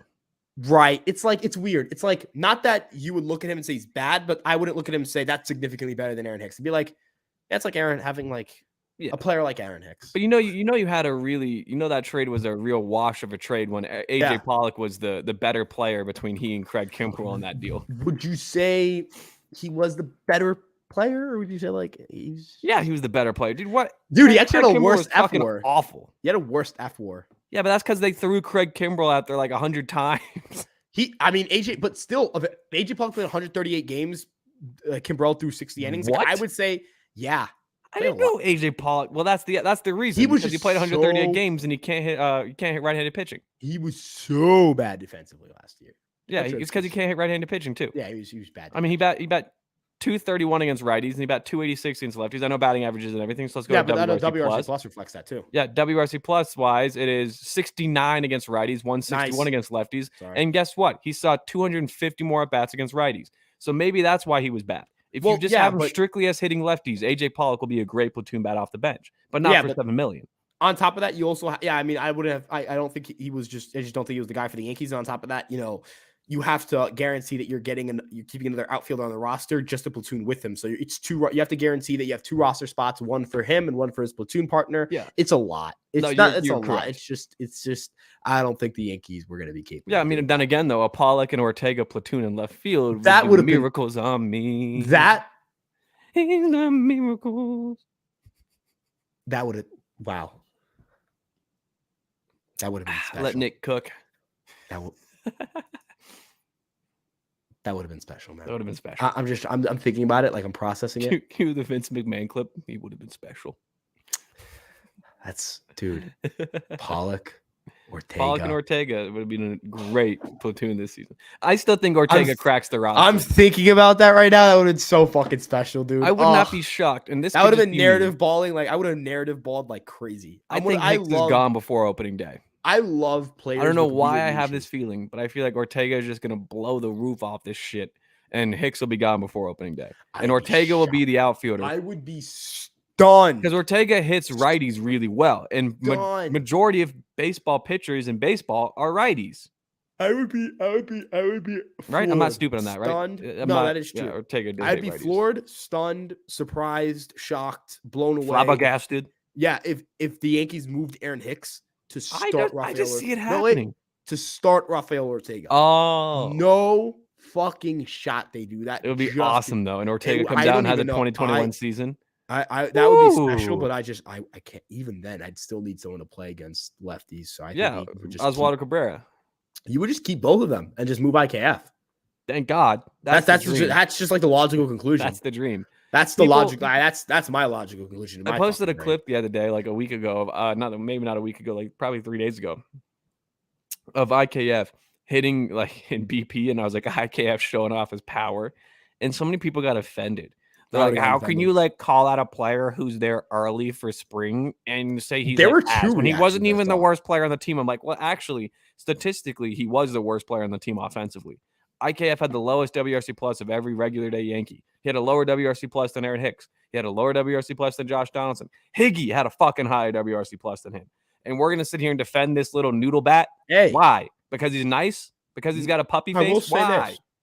But there's two. I saw like also comments like, this guy has no fucking power. What are you talking about? They were just people all like, people power? are just angry. What power? People are not completely sarcastic post. People are just angry, dog. Showing off his power, like 250 dead center. Okay, we have a playoff lineup here. Ooh. John, returning viewer. DJ third hello, base, John. Good to see Judge you back, center field, Rizzo first base, Stanton right field, Torres second base, Cabrera left field, Wells DH, Peraza shortstop, Trevino catcher. Ooh. Bader comes in for defense when the Yankees have the lead. First off, two things. I can see that actually. I can see it. But Bader could have a really good offensive season too. I'm guessing this is a lineup against a right-handed pitcher, maybe in the postseason, like a tough righty. I could see that. But here's why I wanted to put my finger. The part of this comment I love the most: when the Yankees have the lead, not if the Yankees have the lead, not if the Yankees were to take a lead, not if the Yankees were ahead or in a tight game. None of that if when shit. The Yankees have the lead. You hate the if Fuck shit, yeah. Ryan. When we have the lead. You just know this because this lineup is 100% winning a postseason game. 100. I love that. I actually really like. I think if you're facing a tough righty, this is a realistic postseason lineup and a good one at that. Agreed, 100% agreed. I think that's a great lineup. I mean, the only thing I could change out of it would literally be he covered it was Bader coming in for defense. I could just see it as Wells would probably, if he's called up, would probably be on the bench, and they'd elect for Bader to start in center. Because again, Harrison Bader is going to be a 4-WAR player this year. If he plays 130 games, Harrison Bader is going to be a 4-WAR player. No, I think he's a really good player. Yeah. But if we have Wells at DH, that'd be elite. And Wells is like batting like he did last season. Oh God. It'd be special. I'd be moved. Severely moved. This is not a World Series. Well, what the fuck is a World Series team, Michael? Were the Phillies a World Series team? No.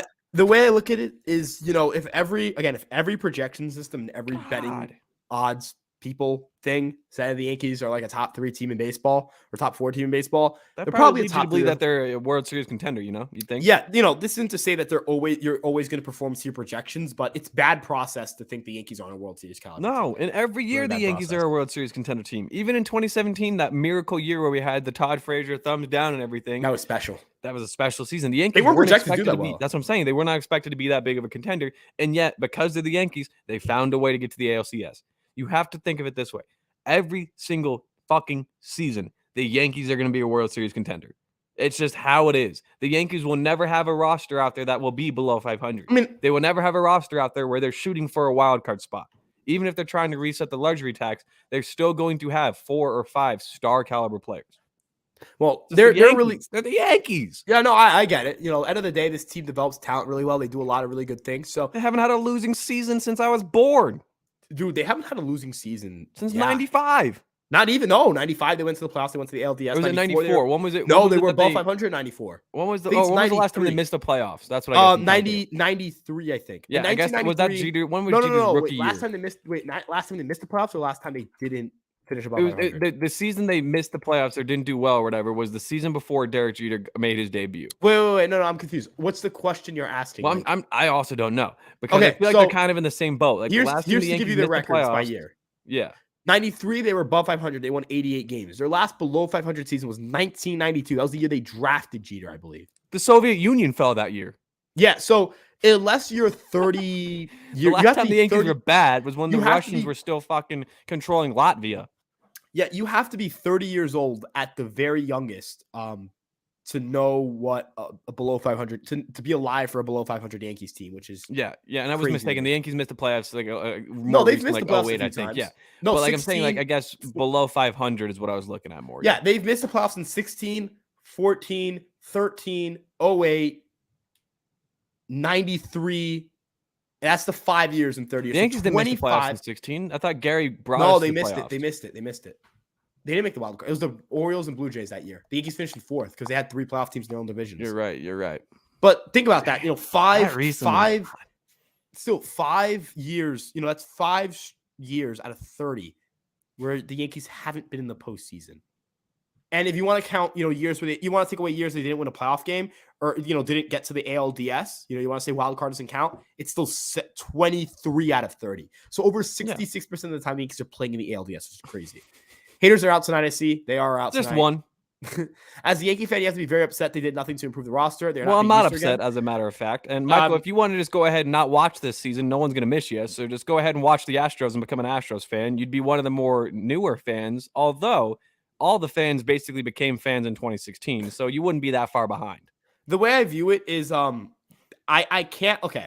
The Yankees signed the most expensive position player and the most expensive position player and the most expensive pitcher. And not even the most expensive position player, real quick, Ryan. The guy that posted the best season in baseball since Barry Bonds. Yeah, the Yankees signed the guy with the best. So on the free agent market, they got the best position player F4 and pitching F4.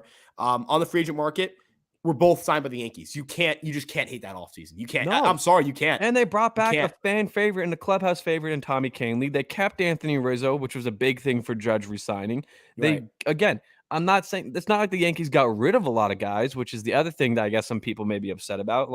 But like I said earlier, they've been trying to get rid of them. You know how hard it is to move a guy that's not good offensively, that's making $25 million, $29 million a year in Josh Donaldson? It's not easy. It's not like everyone's like, oh, I want him, give him to me. Right. If Giancarlo Stanton, okay, so if Stanton bats 210 again, I will give you $100. Michael Caputo. This is what I really dislike. It's like, oh, why aren't the Yankees traded Donaldson? Oh, Donaldson fucking sucks. It's like, if he's so bad, why would another team trade for him? That's what I'm saying. And if he's so easy to trade, then you have to think he's at least he has at least some value to a major league organization. And the other thing is, Michael, if you're still watching this stream, Michael, I would love for you to write right now in the comments which guys the Yankees should have brought over that would be better than the current lineup after they signed Judge. Because after they signed Judge, they didn't really have a lot of cap space aside from Rodon. You cannot go over the luxury tax as well. You cannot say go ahead and rattle off at least 4 or 5 guys that would be playing over the guys in the lineup today. Right. The only positions that you can change out right now are left field because everyone else in the market is worse than everyone else in the Yankees lineup except for left field. And what you can do is if you want to say, okay, I would have traded, Torres to sign this left, you could say that. But I mean, I wouldn't have. If you would have traded Torres to sign like Benintendi, fuck no. No, you can't even because you wouldn't have $15 million available in luxury. But no, if you trade Torres, you'd have $10 million from that, and then we got like about $7 million left over. Right now, you can have Benintendi. We have less than $1 million. You can't sign Benintendi. Fuck, what happened? I thought we had like $7 million. No, what did we do with you the have extra to $6 million? IKF and Torres to open up enough. Oh my god, IKF $6 million. Never did I think one player's $6 million would be this detrimental to the team until we have IKF on the line. Even then, and IKF was like the first player they signed. Even then, though, like I was looking at this list of God, I hate IKF. Here are the list. Ready? Are you ready for the list? Are you ready for the list of outfielders that make IKF in left $6 million, $6 million or less? So because again, you have to be able to say I could have moved IKF and signed this guy. So here we're gonna pull up outfielders. Okay, because I didn't mark it down on the article who made $6 million or less. I marked down $10 million or less. Ready? $6 million or less. Matt Carpenter, who's not an outfielder, so you cannot put him in left field. Tried that, didn't work. Can't do it. Tommy Pham, no. Andrew McCutchen, no. Not an outfielder Jace anymore. Peterson, I think he's a DH more. Brian Anderson, Jace Peterson, Corey Dickerson, Dominic Smith, Robbie Grossman, Jordan Luplow, Brett Phillips, Adam Engel. Like, do you see where I'm getting at here? You can say Hicks is better than all those guys. Dude, just saying something. We're at the point where moving IKF has literally zero not moving IKF has had like only opportunity costs in the bullpen where you can't even sign anyone because you have the roster space. So you have to say, okay, have the Yankees move Lou Torino and his $4 million. Okay, where and for who? Okay, maybe say Matt Moore, but is the gap and stuff between Matt Moore and Lou Trevino high enough for you to make that move and be comfortable? Maybe I would say Matt Moore. I would rather have Matt Moore in the Yankees and Lou Trevino just because lefty righty. Yeah, but that's the only reason why. You'd have to trade Lou Trevino and then you sign Matt Moore. You guarantee that you sign Matt Moore. You can't just trade Lou Trevino and then say, you can't do a sign and trade. You know what I'm saying? Yeah. You can't sign and trade in baseball. You can do that in basketball, not in baseball. Because if you trade Lou Trevino and they don't sign Matt Moore, what happens? Then you lost a reliever and you got to call. That means your boy, Mr. Abreu, will be getting even more time. But it means that you've traded a quality reliever for no reason. So like this isn't basketball. You can sign and trade guys. So you can't just trade someone to specifically to sign some guys. So that's I don't think if they're not going to beat Houston again, go root for the fucking Twins. See how that does. Right. I mean, first off, fuck the Twins.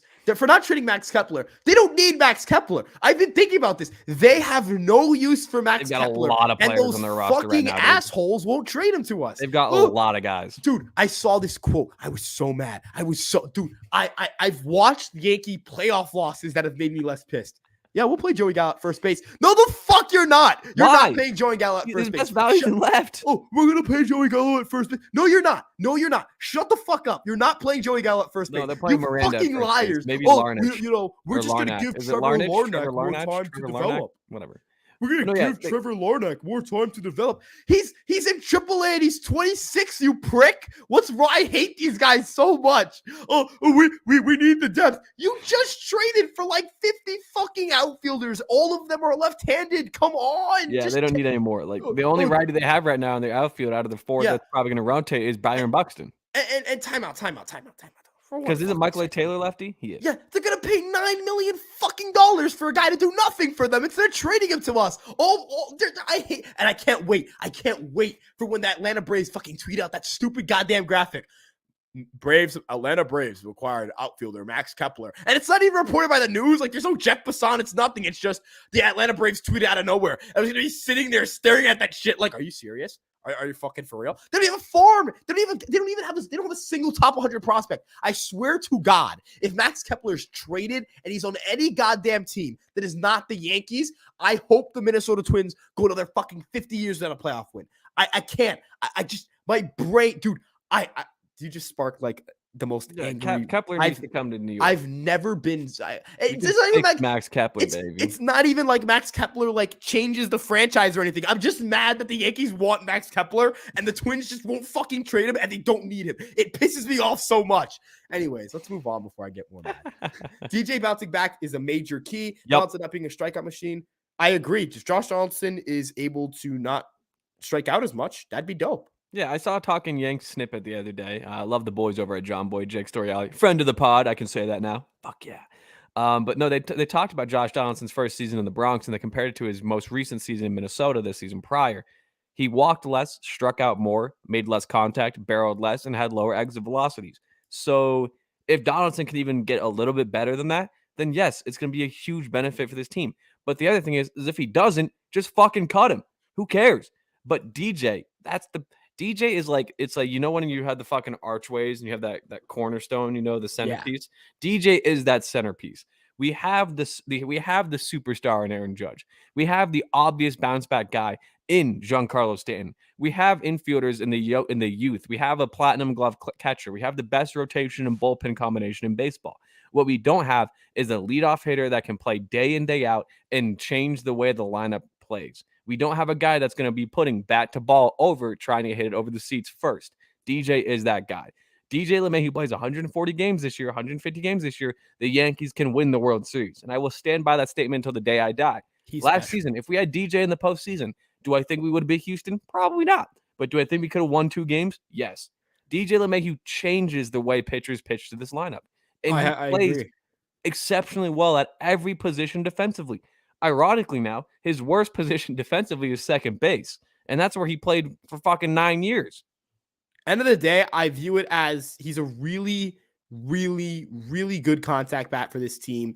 The With Yankees 15, 20 home run pop. Right. This is a player who I think can go out next year and give the Yankees a really good top of the lineup presence that, quite frankly, they're sorely missing. No, absolutely agreed. And if DJ can do what he did last year in terms of his plate discipline, where he walked 12.5% of the time, that would be even more value added to it. DJ LeMahieu does not need to be anymore a 310, 320 batter like he was in the old days, because now DJ's gotten a little bit better of launch angle. He's got better barrel rates. He's got better max exit velocity since he joined the Yankees. If DJ can be a 275 bat in terms of just his average, that will mean he'll be a 350, 360 minimum OBP, and then another 400, 410 slugging. Add to the fact that he plays 3 positions exceptionally well. He's going to be a 5-WAR player.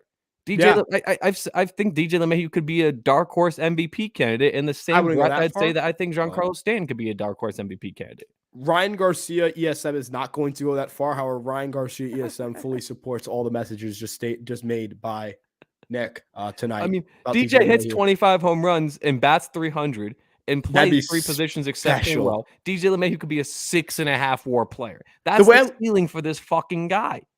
The way I look at it is, I think he can be a one. I'm just saying, give me a 115 WRC plus and give me good defense. That's and lower than last year. I'm not like settling at that shit. Give No, me but I'm just saying 130 WRC 115, plus, DJ, 115 and I good know he can defense. do it. He posted 136, 177 the 2 years he was healthy. Year after 100, fucked up his foot and leg. Year after that, 120 or 116, and that's because he posted like a 16 WRC plus from August to September.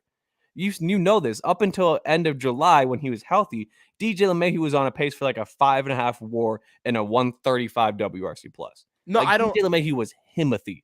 I think David LeMahieu.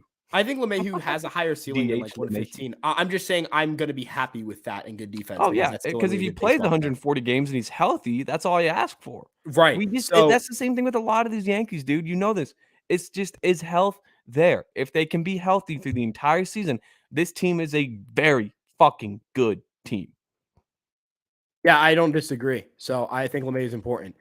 Michael is still upset about. Here it is. This is a great one. That was a great point. No one is scared of this lineup. It's garbage, except for the fact that this lineup got it to the ALCS last year and beat the most disciplined lineup in baseball that doesn't swing at anything in the Cleveland Guardians, who maybe you could become a fan of, Michael. I bet you they'd love to have you. But no, this is not. It was dead too. Yeah, this is a fucking great lineup, top to bottom. Oswald Peraza last year had a 146 WRC plus in his limited sample size. Do I think that continues? No. But a 115, a 112 WRC plus from Oswald Peraza as the 8 hitter, there's no way you're saying this lineup's garbage. Think before you speak, Michael. No, I don't think this lineup's not garbage. No, it's not. And a lot of these next comments are just Michael complaining. So I want to keep running through these because Michael's really. I'm also saying because we're at comments from 8:11, so we're almost like comments like an hour ago. So I would like to just fly through just to give people who had questions time. You're good. So yeah, Michael, I'm sorry that you don't like the Yankees. I apologize. No, you're right. No, that's a great point. Real quick, go back to that one. That was actually a reasonable point. Yankees don't like Machado. No, they didn't sign him. We agree That's with what you on that one. You know, Michael, I'll give you credit for that one. I don't know why they didn't sign him back then. Neither do I. Doesn't make sense. My favorite pitch is a good cutter. I love cutters. My favorite pitch is Ron Marinacio's changeup because my favorite pitch is a goddamn fucking forkball. I think my favorite pitch has to be a sweeper. They're just beautiful. Yeah, I just love changeups. Circle changes, especially the way they like moving and then float down. It's just like, oh, give me that. Give me a good sweeping slider, and I'm gonna be so happy. My favorite pitch used to be Sonny Gray's curveball. That's a gorgeous, good buzzsaw curve. Prime A's Sonny Gray curveball. Oh God, and a good rising fastball, some riding heat. God, do you know how much I wish that fucking Sonny Gray worked out in New York? Yeah, it's a shame. Well, Montas might have a shot. Yeah, but you look at Sonny Gray. Everywhere else he's gone, he's been good. It's special. Like, yeah, Cincinnati, he was a stud. Minnesota, he may not start like 30 games, but he's still a fucking good ass number 2 or 3. Yeah, but no, cutters are good pitches, John. You correct. Don't see the. Yeah, I agree. I think Machado walks. That's what I was saying. That's the reason I see the Yankees being really invested in it, and I think it's more than a 1% chance. Ryan, where are they going to get all the money from? He's going to New York. No, he's going to New York. I swear to God, if Cohen signs Machado and Hal lets that happen, I will be pissed. It's not a matter of Hal letting it. I mean. Well, it is a matter of Hal letting it happen. Yeah, I know you're right. It's a matter. It would be exactly just Hal letting it happen, but it's not. Hal and your buddies. Get ready. Just get ready because it's gonna happen. They had a chance to sign 3. Mets will sign Machado. You see, Michael, we agree. I can't show the other comments because one of them is a slur, and I'm not going to do that. What? Oh yeah. I just can't. I can't. Real quickly, I don't think Cohen will overpay for him. To be fair, I think Cohen will probably give him $380 million, and that's probably about what Manny Machado may want to settle for. Like $380 million for 12 years for Manny would be a good deal. Special. Yep. All right. Sorry. No, you're good. Well, Aiden, I think Cashman knows what he's doing, or else he wouldn't have a job for 27 years. Don't disagree. But yeah, a lot of this is just a certain sir not being happy. Wait, which one's this one? Wait, real quick. Where's G? Oh, why? I didn't need to fly through there. But what's up? What? No, I was just going to say this when he posted worst GM in sports. Michael, you should really just learn to root for the Colorado Rockies because then you appreciate how good of a GM Brian Cashman is. There are so many more worst GMs in baseball. Take a look at the Reds. Take a Yeah, look I at the don't. Pirates. Take a look at every team that sucks ass year in, year out. And unlike the Yankees, doesn't make the playoffs year in, year out. How can you possibly say he's the worst GM in sports when the Yankees have missed the playoffs, as you pulled up a minute ago, 5 times in the last 30 years? Yeah, I don't. I just at What? this point gotten past the. We've gotten past the point of like Brian Cashman's not the worst GM in sports. No, he's guys. not. Thank you. All right, sorry. Let's, Oh, there you go. wait. There you go. See, that's weird. I was like, because it kept saying show, so I was like clicking it. Like, what does that mean? Why does it say show? But anyways, yeah, they're there to help Cashman out. They're at camp as well this week. Right, you bring in guys like that to give you new eyes for your farm. I think I like that Luke Voit will get a shot at the Brewers. I agree. I have no idea how he was a minor league. That's what I don't free get. agent. Like, I don't he know. wasn't even that bad last year. He was an above average hitter, man. OPS batter. And he was bad with the Nationals. He got traded and sucked, and he was supposed to get traded that deal. I can completely understand that mental aspect. Who would want to go play for that team? Their best player is Seth Meneses. Right, a 110 to 115 WRC plus should get you a major league contract. Although I wouldn't mind if the Yankees tried to trade for Seth Meneses. Now that I think about it, you mean Joey Meneses? I thought is his name Seth? Oh, is it Joey? I thought it was Joey. My bad. It is Joey. You're correct. Right. Yeah. So, yeah, going out and getting him now that would be something, dude. A lot of these comments WRC plus. A lot of these comments are just like the Yankees won't sign Machado Ohtani. He sucks. No, actually, I believe this is a different player. This is Anthony. He's a different guy. He's pretty good. Anthony is a new player. He's actually really, really good. If you look at his if you look at his max exit velocity, there's a lot to like. I think it's 140. I think he hit the hardest baseball of all time on Anthony. Some could say he doesn't even exist. He's that good. It's special. It's special. All right, moving on. Yeah, they were nothing but that. Albies, we said, yeah, I agree, good. Trevor. I don't think he's special, but he's good. Albies is worse than Glaber. No, come on. Yes. What do you fucking mean? No. Worse isn't like significantly or worse? No, worse than Glaber is going to be more valued and have probably a better WRC plus. He may not have as shiny of a batting average, but he's also going to walk the same. This isn't a batting average thing. This is a WAR thing, man. And a WAR thing. Glaber. All right. Let's make another $10 bet, Ryan. I'm not going to make a bet because I think it's really close. It's a higher WAR than all the. I think it's close. I wouldn't put money on it because I think it's close. But Glaber could be a 4 WAR bat this year, dude. No, I mean I'm not saying he can. I'm just saying Ozzy Albies is good, man. I'm not saying he's not. I'm not saying he's good. I'm just saying I'm hearing he's not good. That's my ears are hearing. Whatever my ears hear, my selective hearing is what I choose to hear things. Okay. Like a bot. Yeah, Caputo, you definitely a bot. Luke Voit, he did lead baseball in homers in 2020, which then again, looking back, the 2020 season is just a fever dream. That's the same year IKF won a Gold Glove at third base, so I don't count that season. I think he could be a good defensive third baseman. But it doesn't fit my narrative, right? Yeah. Moving on, because we got a rapid fire. We are so behind. We're almost an hour behind, so we're gonna rapid fire here. Okay. We're good. 3. Yeah. Ready? I'm gonna count this down. We're gonna rapid fire. 3, 2, 1. Voit good in 20. Okay, I don't even have to read the whole thing.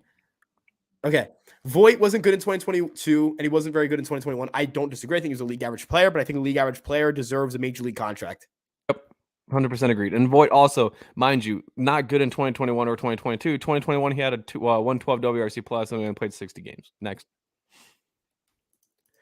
I just like the dude. Yep, I agree. He's a vibe. He's a vibe. Agreed. I think a vibe is the best way to put this is he's a vibe. Yeah, he's also funny as hell.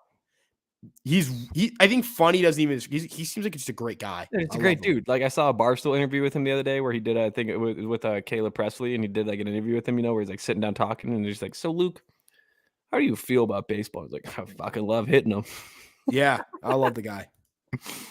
Gary Sanchez being the star. Okay, Gary Sanchez is like a league average player, and your rotation fucking stinks. Gary is taking Kyle Freeland 460 dead center. Who's Nate? Is Nate Eovaldi? Yeah. Wait, are you sad that Eovaldi didn't get to play the rotation? Dude, Eovaldi or Adam Wainwright or Kyle Freeland? Dude, I'd rather have Adam Wainwright. Are you serious? Adam Wainwright's a subjectively better player than Nathan No, Eovaldi. Right now, no. What? What are you talking about? Seriously, dude, I think so serious. You pull up Eovaldi, I got Wainwright ready to go. Yeah, 94 ERA minus for Eovaldi. Adam Wainwright Where do was you 96. get these ERA minus numbers from? Fangraphs. Damn it. Well, I'm there. I don't see the ERA minus. Oh, But I yeah, have it dude. on my custom 96 leaderboard. for Wainwright. So it's And so 94. marginal. And No, Wainwright's 94. 41. Time out. 94. Better xFIP, Eovaldi. Better Sierra, Eovaldi. Better strikeout rate, Eovaldi. Better walk rate, Eovaldi. Better ground ball rate, Eovaldi. All of it's Eovaldi. And Eovaldi was doing it on worse velocity, where his stuff was clearly down. It's clearly going to have What do you mean down. worse velocity? Wainwright doesn't throw a fastball anymore. Yeah, that's the point, though. Wainwright is... I'm sorry, Wainwright's like... Wainwright's good. Wainwright's really good. Last 2 years, Adam Wainwright's thrown 400 innings of Wainwright's 3.2 ERA baseball. Wainwright's also got worse throughout the 2022 season, which was concerning. His command fell off a cliff, and his strikeout rate to walk rate just decreased. He'll just right the ship. That's what the GOAT veterans do. No, it's called you're getting old. He's old. He's fucking old. I'm sorry. Dude.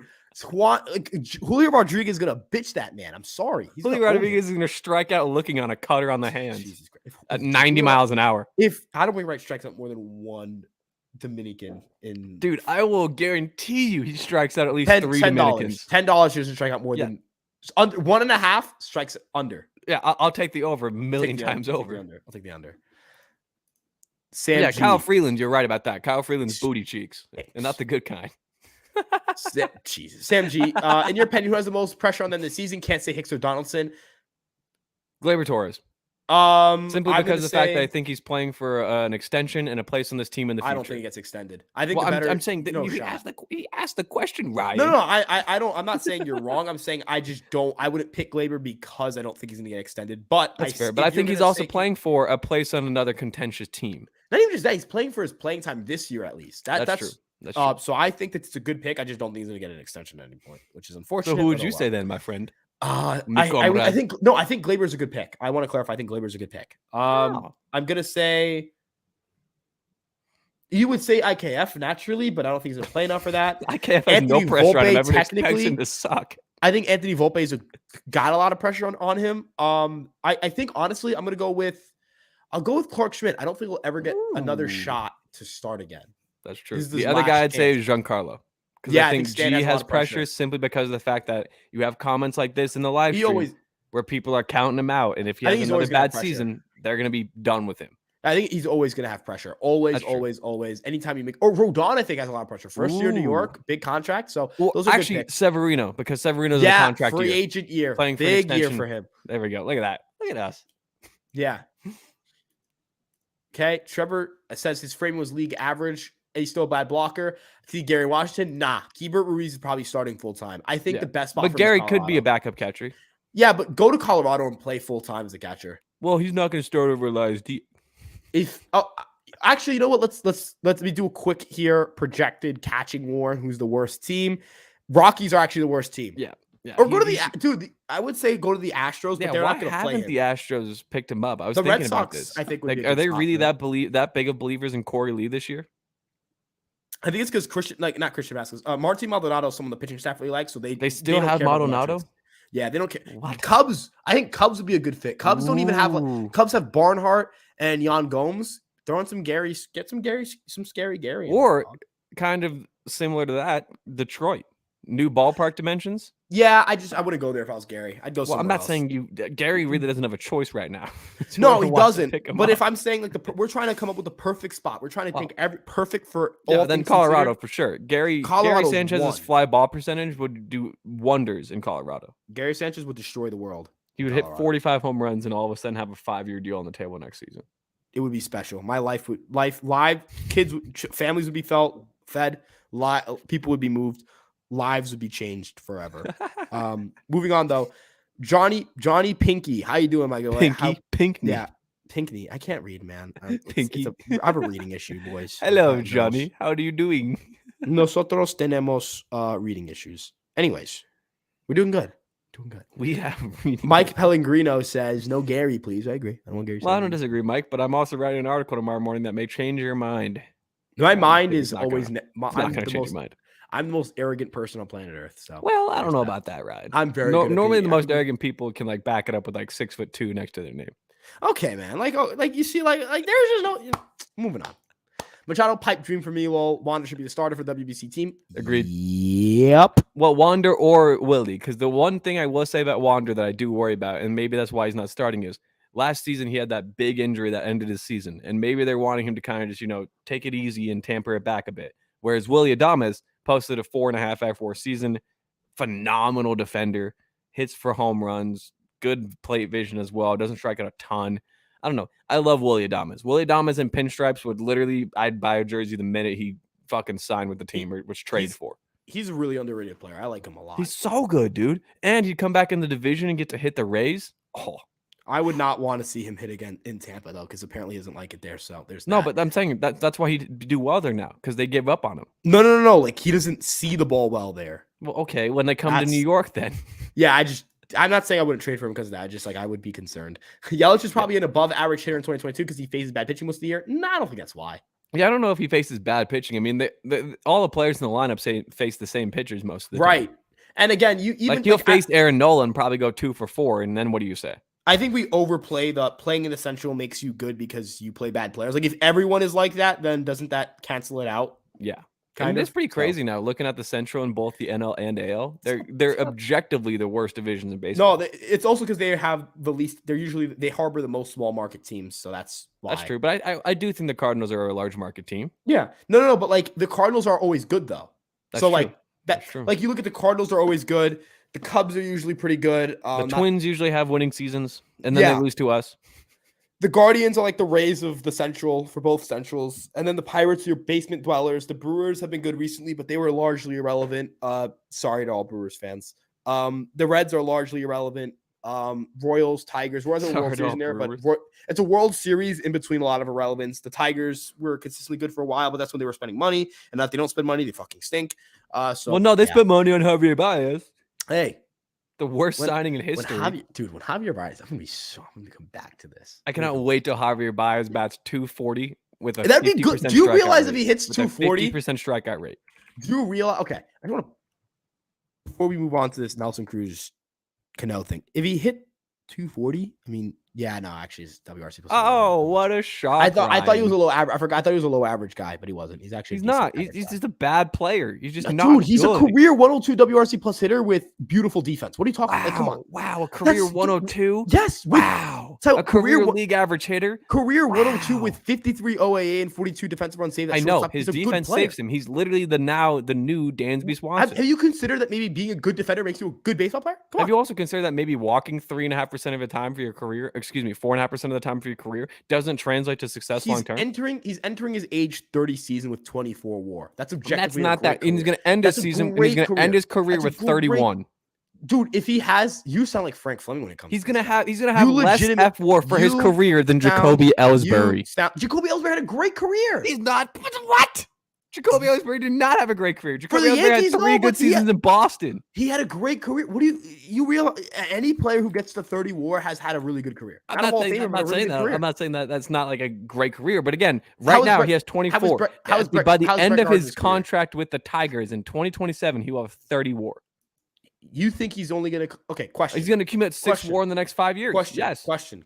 He had 2 this year, and his defense is going to fall off eventually. Do you think Brett Gardner's a good baseball player? Oh my God, are we seriously doing the Gardner bias? No. Do you think Brett Gardner's a good baseball player? Obviously, I think Brett Gardner is a good. Why is Brett Gardner a good baseball player? He has a career 103 WRC plus. Yeah, but Brett Gardner also has a career 38 WAR, and I think that's going to be about 7 or 8 more higher than Baez's. He's at 10 more. Is that what would you say? You realize Javier Baez? Okay, Baez is 24, let's look at right? Zips here. You said Baez is 24, right? Yeah, so Baez has 14 less WAR than Gardner, and you're comparing them. So basically, Baez has less WAR in terms of the discrepancy than Ketel Marte has accumulated in his entire career. That's the difference between these guys. I want to clarify for you right now, Zips, which is really, really low on Javier Baez, right? As it should be. I can't wait to talk to. By the way, everyone in the live chat, you heard it here first. We are having Dan Zimborski, the founder of the Zips projection system, on the podcast this weekend. So make sure to tune in for that episode. Yeah, just want to clarify. Zips is low on his defense, and they still have him reaching 30 WAR over the next 3 seasons, he'll pass the 30 WAR threshold. But he So won't. He'll be a 30 WAR. No, Zips projection. I know, and I'm going to talk to Dan about this. Talk about this with Dan then. I will. I'll be like, Dan, to get to how 30 can you WAR. project a guy that's gonna? How can you project a guy that's a 240 hitter with a 90 WRC plus and the worst chase rates in baseball? He had a 2 FWAR last year with the worst offensive. Because he plays good defense, but that matters. Fall off eventually. That matters. Ryan, that's my point. When he turns 32 and 33, he's not going to be nearly as good at shortstop at all. In fact, he'll probably move over to second base and he'll be a good defender again. He was not. He's on a okay. What's his? He's not. Javier Baez benefits drastically. Is Javier Baez a good defensive second baseman? Yes or no? Well, because he plays shortstop, no. Is he a good defensive second baseman? Yes or no? Answer the question. Well, he doesn't play second base, so I can't. Is he a good defensive second baseman? Well, I mean, answer is yes. 16 career defensive runs saved and 17 career OA. The answer is yes. And he had 3 DRS and 3 OA in 2021, so you can't say it's a okay. Let's take a look at his shortstop numbers last year. -4 defensive runs saved and he was 3 outs above average. Last year. 2, excuse me. There's no way to put it around. In 1,100 innings. Player.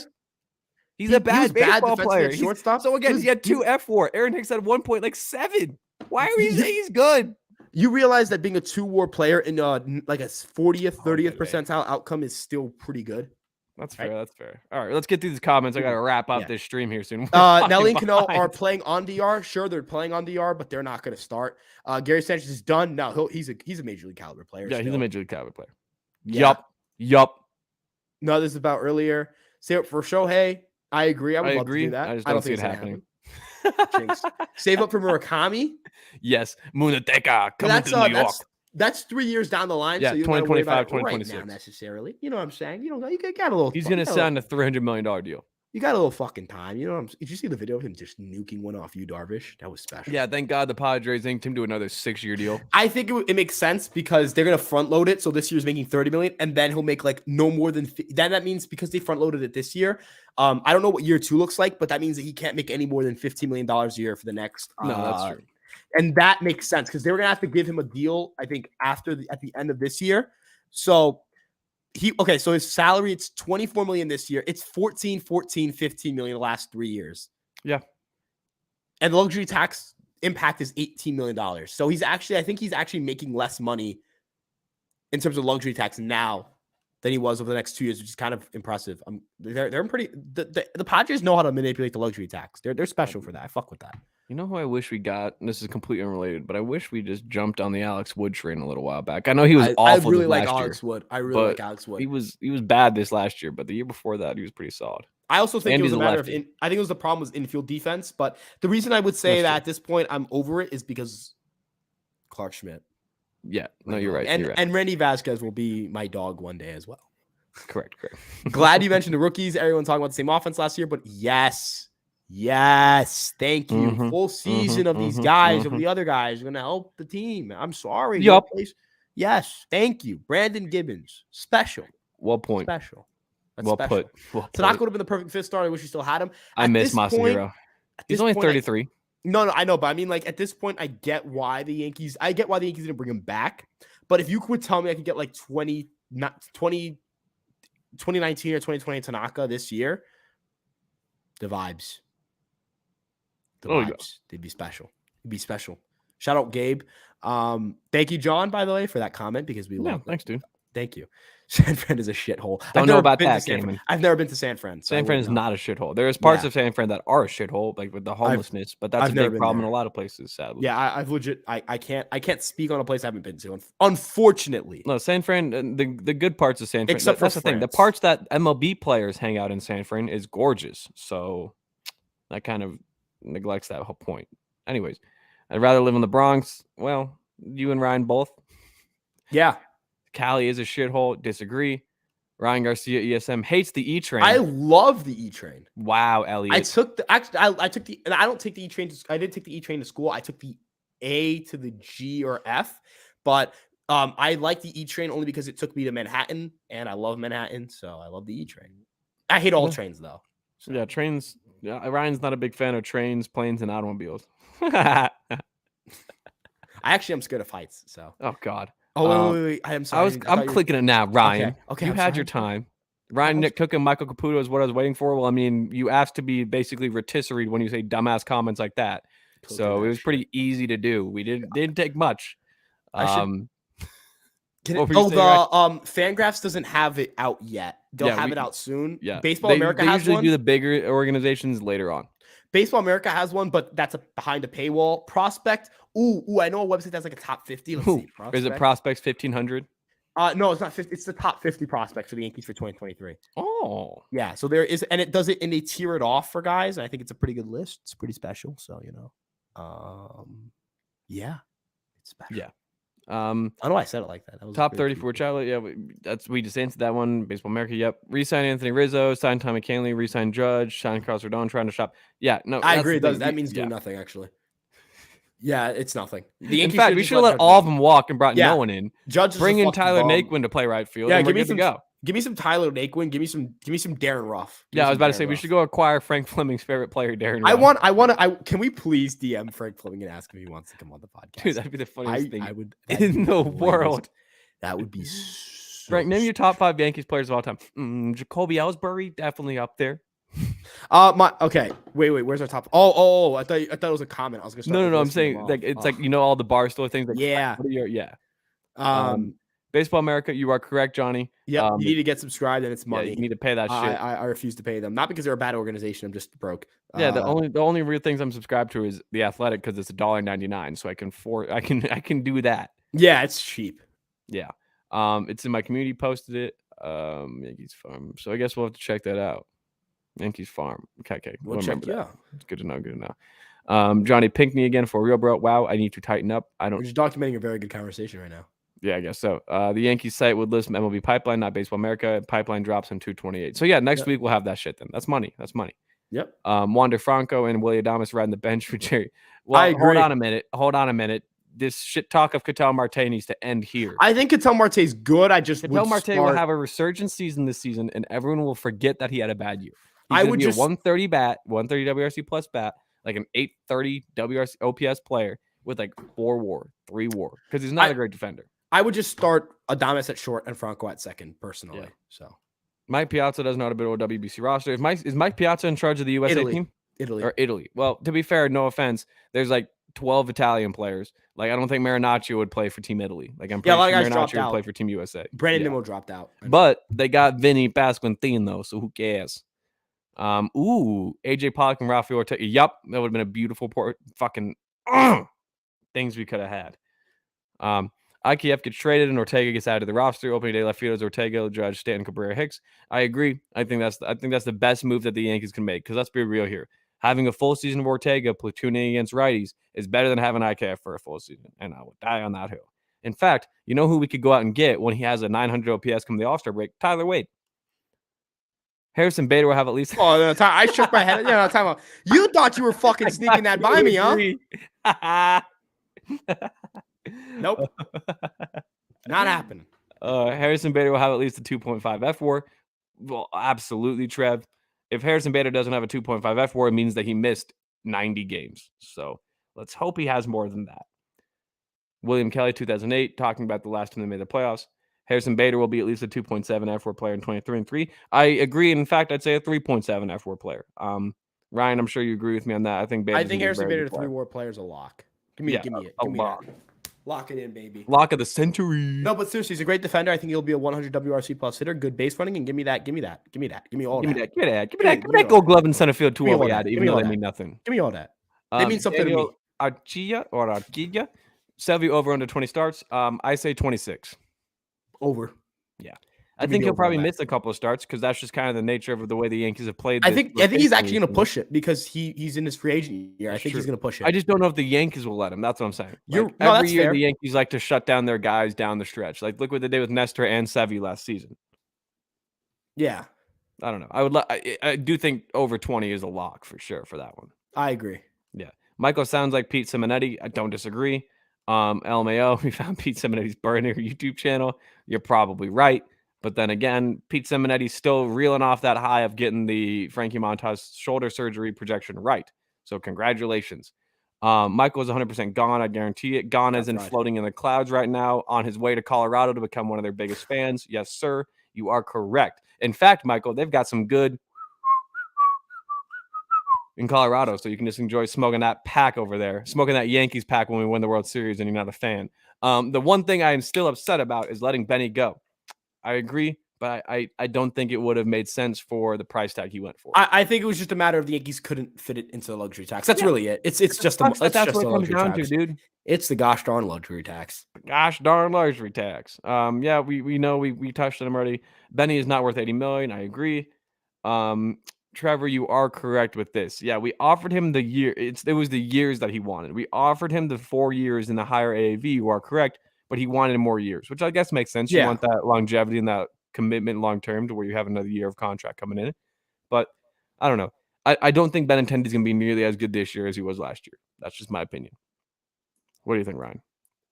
Yeah, I think he's a good player. I think it might be I think he's still a 115 good 110 hitter. Solid defense, good base runner. The problem I just have is that, as you mentioned previously, with the years, and then I think you can get that production. I think you wait till the deadline to try to find production like that, because I want to have. I just don't want to tie myself to 5 years of Andrew Benintendi. I can't do that. God, I really can't. No. Yeah. Back to Kepler here real quickly. Our porch could have fixed Kepler. I don't know if it could have fixed, but it could have helped him. That's for sure. Narratives would have fixed him. Oh, yeah. Look, the reason I want the Yankees to get Kepler is for one reason. I'm sorry. No, you're totally fine. I don't want to talk too much here. The reason I want the Yankees to trade for Kepler is because I seek validation from being right about obscure baseball players. There's quite frankly, people are like, I seek validation for women. I seek validation for my family, for my friends. I seek validation from people on Twitter when I'm right about something. I apologize to if I have a future, partner who sees this in about a year from now or whatever it may be, and it's like, that's what it is. Tell me, where it's like, wait, you mean to tell me my validation doesn't matter as much as people on Twitter? I'm like, yeah, sorry. Like when they say, oh my God, he was cooking, man. When I get quote tweeted with that on a tweet, that was 9 months old, that matters more to me when I get that text of I love you. You know what I mean? End of the day. And at the end of the day, that shit just means something to me. When Twitter user Harrison Bader for MVP, when Twitter user Bader for MVP quote tweet saying, "Wow, what a great take," that matters more to me than when a loved one says, "I love you." I'm joking so much right now. I'm so sorry. That is Ryan. Okay. So when does Volpe join the major league team? We can touch on this for a second here. I think it's going to probably be after. When's the time where you don't have the full year of accumulation? Is that June? That's September. Or when is that you get another year worth of him? Yeah, I think that's gone. Different. It's September. Oh, and they did. They got rid of it. Yeah, that's right. To encourage teams to call them up sooner. Right. I could see end of May, early June for Volpe. I don't think it'll be. I don't think it'll be too late into the season. I don't think it'll be the first month, but it'll be middle of the year. Some special stuff there. He has a chance to make the team out of the gate. I think that's still possible. Yeah, he could easily crack the roster. Yeah, 100%. I just don't know if they'll do it because they may want to just give him some more time to. There's no reason to rush him. No, exactly. He's 22. Yeah, I think it's a matter of spring training and then first few months at AAA. Yep, absolutely agreed. Ryan. Yeah, yum yum yum. Yeah, we're wrapping this bad boy up. We're speed running through these. I hate how Benintendi act like the Yankees didn't welcome with open arms, or when he was traded to the Yankees, or act like we didn't want him back. I agree. Benintendi did say a bit of comments that kind of rubbed some Yankees fans the wrong way, but also it's like, well. You're right, Trev. And Ryan, I'm sure you agree with this as well. Like, the Yankees did offer him a contract. They did trade for him. They did want him on the team. A lot of Yankees fans were happy to have Benny Blanco on the team. Benintendi was a great acquisition, and he would have been a good Yankee. But it also makes sense why the Yankees didn't bring him back. I mean, you played 20 games for us, missed the last week, and missed the postseason with a broken hamate bone. It's not like you really impressed enough to basically say, I are in my spot, if that makes sense. My interpretation of that comment was that it had more to do with Kansas City. Hopefully, that's how I interpreted it. End of the day, I don't think he spent enough time with the Yankees to really not that spend enough time with the Yankees to feel like he's important, but spend enough time with the Yankees to feel like he ever was a like. I don't think he spent enough time with the Yankees for either side to feel any sort of type of way about the other. If you get what I'm saying, they were interested, they wanted to keep him, and it just didn't happen. So yep, it is what it is. Amen to that. Volpe's playing one AAA and Club A. Yep, I agree. I don't see why they wouldn't. I mean, you don't want to keep the guy down there for too long, but also you got to see how the regular season kind of plays out and how the roster looks come May at that time. So I think that'll make sense, though. Yeah. DJ LeMahieu was a 130-ish. Yep, exactly. Yeah. He was really good before that And injury. if he can be a 130-ish again this season, ooh, look out, people. DJ LeMachine is coming this year. Really hope Judge keeps that 300 plus. That's the other thing. Yeah, Judge is that's it's what people special. forget about Judge. A lot of people are acting like Judge is just gonna go back to being like a 260, 270 batter with massive strikeout rates and regress in the home run total too. It's like, no, Judge is just an all-around elite hitter who happens to have otherworldly power to go with it. Yeah, and I think something that's mentioned there is just that honestly, I mean, I don't care about batting average too much, but there is that aspect of it looks really cool. It does look really cool. Yeah, so, I agree. Jake, you kind of touched on another lineup we saw earlier. I don't disagree with that at all. I think it's a great, although I will say the only problem with this lineup is that there is no center fielder. So I don't know if we can win a World Series. I think he meant to put Bader in there somewhere. Oh, wait, I think he meant to put.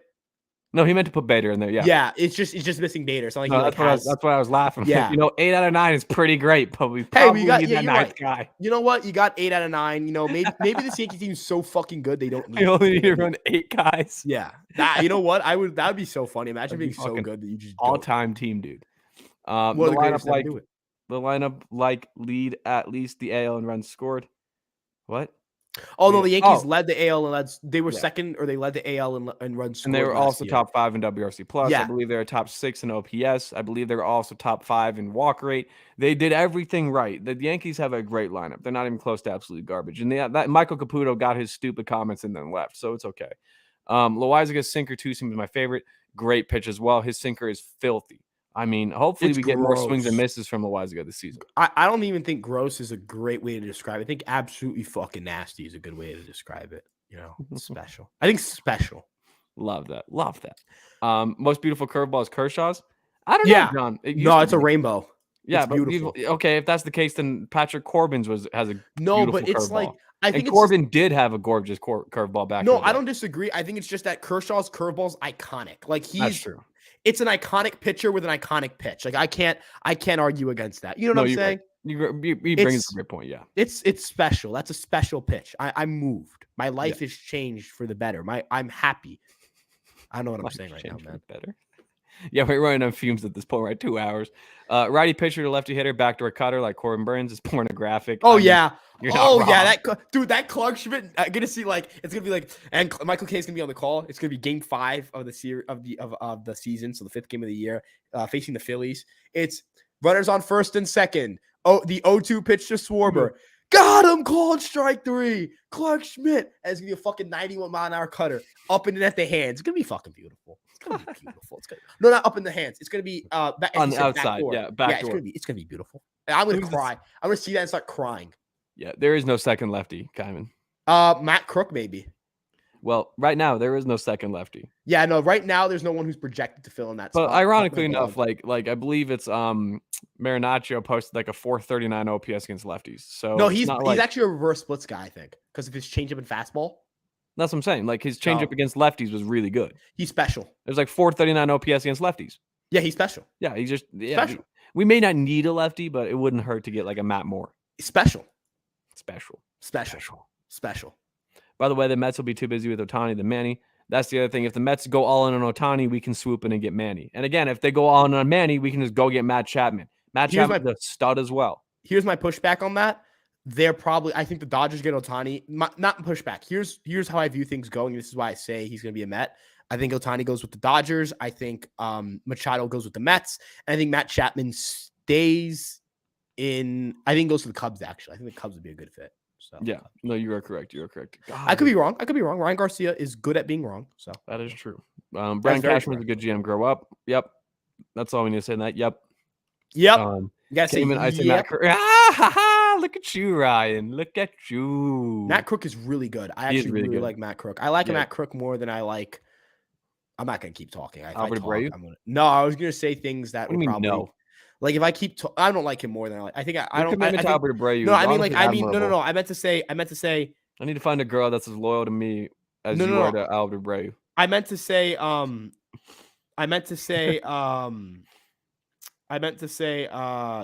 did I need to say? That I like Matt Crook more than I like Abreu for the Yankees. That's fair. God. Excuse me. How much money has he given to you guys to troll? Ha ha. I don't know who this is about, but I don't know. Nothing. We've gotten zero money from anyone in this stream. So if you want to be the first, Ian, feel free to send us some cash our way. That'd be great. Trevor Alley, Luke Voigt had a 102 WRC plus in 2022, and that is mainly attributed to the fact that he was dog water with the Nationals. And again, 100's league average. Last year with the adjusted plate appearances, like 95, 90 was league average. So that's not that bad. Ohtani is a dark horse MVP candidate. Yeah, no, dude, Ohtani. No, Ohtani's he's saying with the other guy, the guy we fucking made year. up. You know, Ohtani. Manny? Wait, No, what? Ohtani. Remember, fucking Caputo posted the wrong Oh, spelling. That's what he's yes. saying. He's a dark horse. Yeah, but Ohtani is the MVP favorite. I agree. Every year he's probably going to go into the season as the MVP favorite, along with his counterpart teammate Mike Trout and Aaron Judge at this point. So can't really be mad about that. I think the Yankees sign Matt Chapman. I would love it. I would miracles love on Matt me. Chapman's. Matt Chapman would be fucking awesome in New York. He's got the personality for New York, wouldn't you say? I think Matt Chapman's kind of like the stoic, he's just stoic. Kind of reminds me of Jeter the way he plays in terms of his just I'll leave it on the field. I'm a true competitor. I'm not really a man of many words. I don't know. I'd love to have Matt Chapman in the Bronx. Trevor Alley makes sense. He's got a good curve. Yep, Kershaw's. Albies is definitely worse than Glaber. Glaber is a good hitter and a defensive second baseman. Albies is an average hitter and great defender. I think Albies is a better base runner, but I think I would calm down on my, there's no way Albies is better. I mean, I think it's close. I think they're the same tier of second baseman at this point. Yeah, I will agree with that. I'm not doubting Gary can take Freeland deep. Yep. Hold on. Kyle Freeland. My mic is going to be messed up. That was a bad idea. I can smell it. That was a really bad idea. That was a terrible idea. He sprayed it all over the mic. Yeah, I sprayed it all over the mic. That was Adam Wainwright's prime. Greg Maddux, when his nation's reputation is on the line. He hasn't ever pitched in WBC. What's this bullshit? But this year is going to be different. Just you watch. Adam Wainwright's going to throw a no-no against the DR, and you're going to be shitting your pants. Can't wait. Gary might hit 40 homers in course. He will. Sniff. You guys smell that? Sniff. It smells bad in here after seeing Gary Sanchez, Francisco Mejia, Rockies. Okay. Grow the fuck. That is a dog. Okay. Time out. Ketel Marte's a good baseball player. And all those guys are dogs. And Johnny Cueto is better than Adam Wainwright. Let's go. No, he's fucking not. He was better than him last year. He's fucking not. Better than him last year. No, he's fucking not. Who had the better ERA last year? Oh, he's the better ERA. Yeah, who has a low VAA? Who has a low VAA fastball that was a low vertical? Out of here with okay, that. time out. Okay, you know what? I'm not gonna do this on the stream because you shouldn't do this on the stream, right? We're trying to steamroll through this shit talk. Yeah, you're right. We'll do this. I'll talk to you. We'll talk. Wait, no. I know he talked to the Angels a while ago. What? Like last week. What do you fucking mean? Why were we talking about adding Matt Moore then? Because I said if they could. I thought you were under the same impression. I thought we were on the same thing here. That we just knew he was not a free. I'm so sorry. Jake, I hate to be the one to break these news for you. This happened like last week. Leave me in the dark and make me look like a Gary Sanchez at the plate. Unbelievable. All right, we can keep growing through these. We got so many more comments, dude. I think we should end this soon. We gotta hurry. Yeah, we gotta hurry. I'd be more scared of the DR if they added Albert Brady to the roster. Definitely not Brad Hand. Well, Brad Hand is not Dominican. If Brad Hand was on the Dominican roster, I would not watch the tournament. If Brad Hand was on the roster, he'd post a sub-1 ERA and FIP, and you'd be like, "Oh my God, Brad Hand won us the World Baseball Classic." Season's over. It's over. Hold on, we gotta find a Frank Fleming clip now because keep going. It's over. All right. I feel like the Brewers are coming to the end of their contention. Yeah, but there really hasn't. I think they are too. What contention window? Well, let's be nice. Let's be nice. If Yelich owns Nola, then I'd hand out an apology to Yelich and mail it to him. I'd even throw him the Shaq quote. I apologize. I'm unfamiliar with your game. Yankee King. L.I. Yankee King is back. Would you consider this trade at the deadline? Yankees acquire Woodruff. Brewers acquire Dominguez, Wells, Warren, Peter, Vargas. No, Woodruff is not worth all those guys. Sorry, not sorry.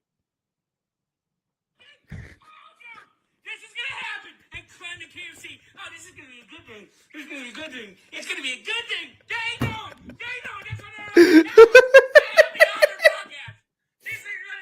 what That's gonna be me like first pitch of the season if someone gets like walked.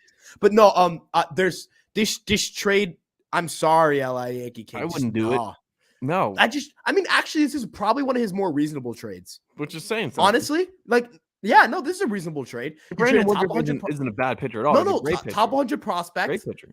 Two guys in two pitchers in Warren and Beater, Wells and Vargas. That's actually not honestly. Yeah, that's probably if. I would just ideally like to get a guy that throws more than 150 innings a season. This is probably, for that guys. Package. That's all. This is like the best LA Yankee King trade I've ever seen in my life. Yeah, we're gonna star that comment. I'm screenshotting it. This is getting tweeted. This is great, dude. This is legitimately the best trade he's ever put together in his life. No, seriously, this is like I couldn't even come up with one. Did you still need to screenshot it? Yeah, I'm dude. I have it. I have the screenshot. Okay, good. No, he said followed out with imagine a 4-man of Cole, Rodon, Woodruff, Sevy, and Cortez in the bullpen with home. That is great. He's spitting right now. You're right there. Yeah, but the problem is that we lose like half the farm. Well, so I just don't know if I do that for a guy that throws 160 innings a season. I'd do it for someone else. I'd do it for Burns. I'd even throw in Volpe. Oh geez, LA Yankee King found this live stream. Time to come up with Nicky Lopez for Volpe trade comment. Guys, I'm like stunned right now. Yeah, you are correct, Ryan. Baez is a good defender at second base in his career. You're not wrong.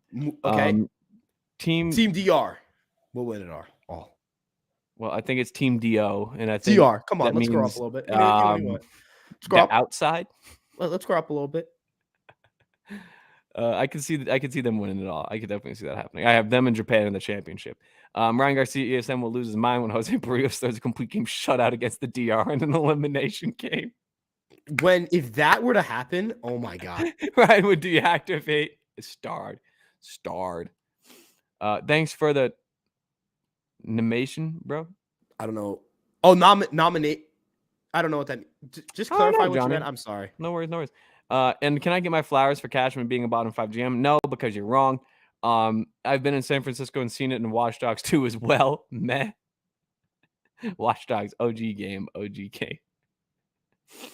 Anthony Volpe is 11 on Fangraphs top 100 prospects and it will be 2023. That's off Fangraphs, yeah. Yeah, I can see that. Again, a lot of people have Volpe higher. Some people have him in the low teens. Most I think people have him in the low numbers in single digits. I think 11 is a good spot for him. Yeah, I'd say like 8, but 11 I'll take. Yeah. I think 11 and 8 is like nothing to me. So I think it's a good spot for him. Yeah. No, there's a lot of Italian American baseball players, believe it or not. There are, but a lot of them. I'm saying, do a lot of them have eligibility, or do a lot of them? No, they have eligibility. They just weren't. Yeah, that's the thing. A lot of them just didn't choose to play. Like Marinaccio is the guy I used. I'm willing to guarantee that Marinaccio probably has Italian eligibility, but he would play for Team USA. Ortega isn't good. Wrong. Sevy will be at 30 starts. Yes. That's the move. There we go. Positively Yankee comment. What the fuck? And then the next one isn't very positive. And then followed up with, we ain't winning the World Series with the dipshit duo. God, I hate those two. I'm sure they're nice people, but they're shit at their job. So go cheer for the Rockies. Anybody better than Hicks? You're not wrong, Gio. In fact, I would trust the short king Ryan Garcia ESM and left field more than I would trust Aaron Hicks. Hey. Let's be right. I was right about Jonah Heim. Heim's great. Heim is good. When did anyone say Heim wasn't good? Steamer was right about him. So yeah, I'm sorry I can't give you credit over. I'm sorry, Yankee can't give you credit over my Steamer projections. You know how it is. I love Steamer more than I love people, unfortunately. Cashman is agreed. Oh, this is just going to give you a heads up. This entire thing is just an argument about Brian Cashman and. Oh, so we're probably at the end here. Here we go. No team desperate enough to take the risk with Trevor Bauer. No one should. No contention. I would never do that. I would die. No team that's contending will want to do that. Not even like teams. Just don't do it. Just don't. There's no reason to do it. There's none. He's not even guaranteed to be good. Like just don't. You know what I'm saying? Yeah. And Jake, I saw this already. Thank you again for letting me know. I was completely out of the loop on that, and Ryan chose to let me flounder like a fish out of water. Mister, yeah, we could bring Matt Moore in. He's a lefty, even though he signed with the Angels, motherfucker. Anybody's an upgrade over Donaldson at third. I disagree. I 100% disagree. You really want to tell me that Jeimer Candelario is better than Donaldson? No. I think Josh Donaldson's a league average third baseman. He is. Defensively, he's well above average. Offensively, he's below average. So that balances out. Shouldn't have said anything. Nick would have been 2 months into the season asking why the fuck Matt Moore hasn't signed with anybody.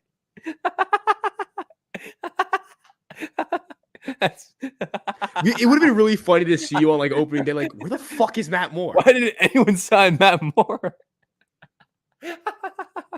Oh, that's one of my favorite comments of the night, Brandon. Good shit, dude. Good shit.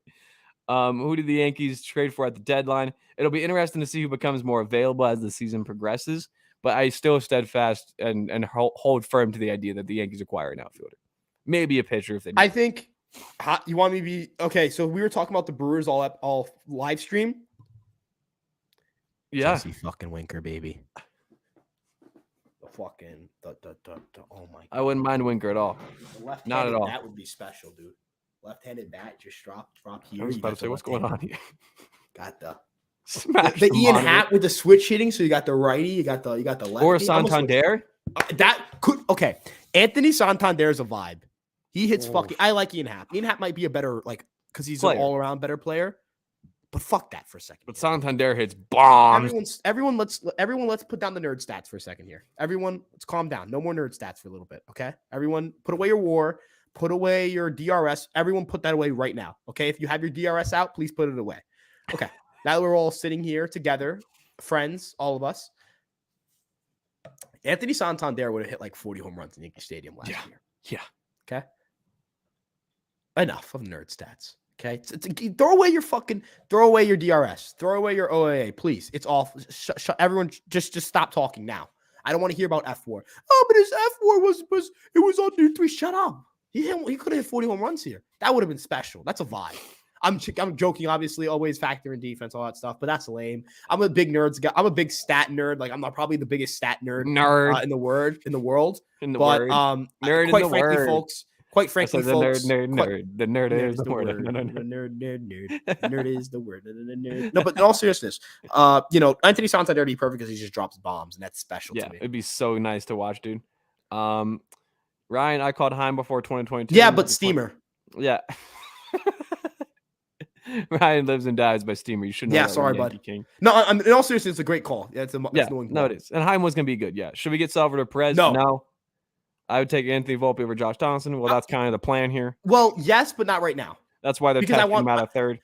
Just to get a marginal increase in WRC plus and ruin his development potentially? Absolutely not. No shot. Yeah, I agree with that. Yeah. Give him his time. Let him wait it out. You know what I'm saying?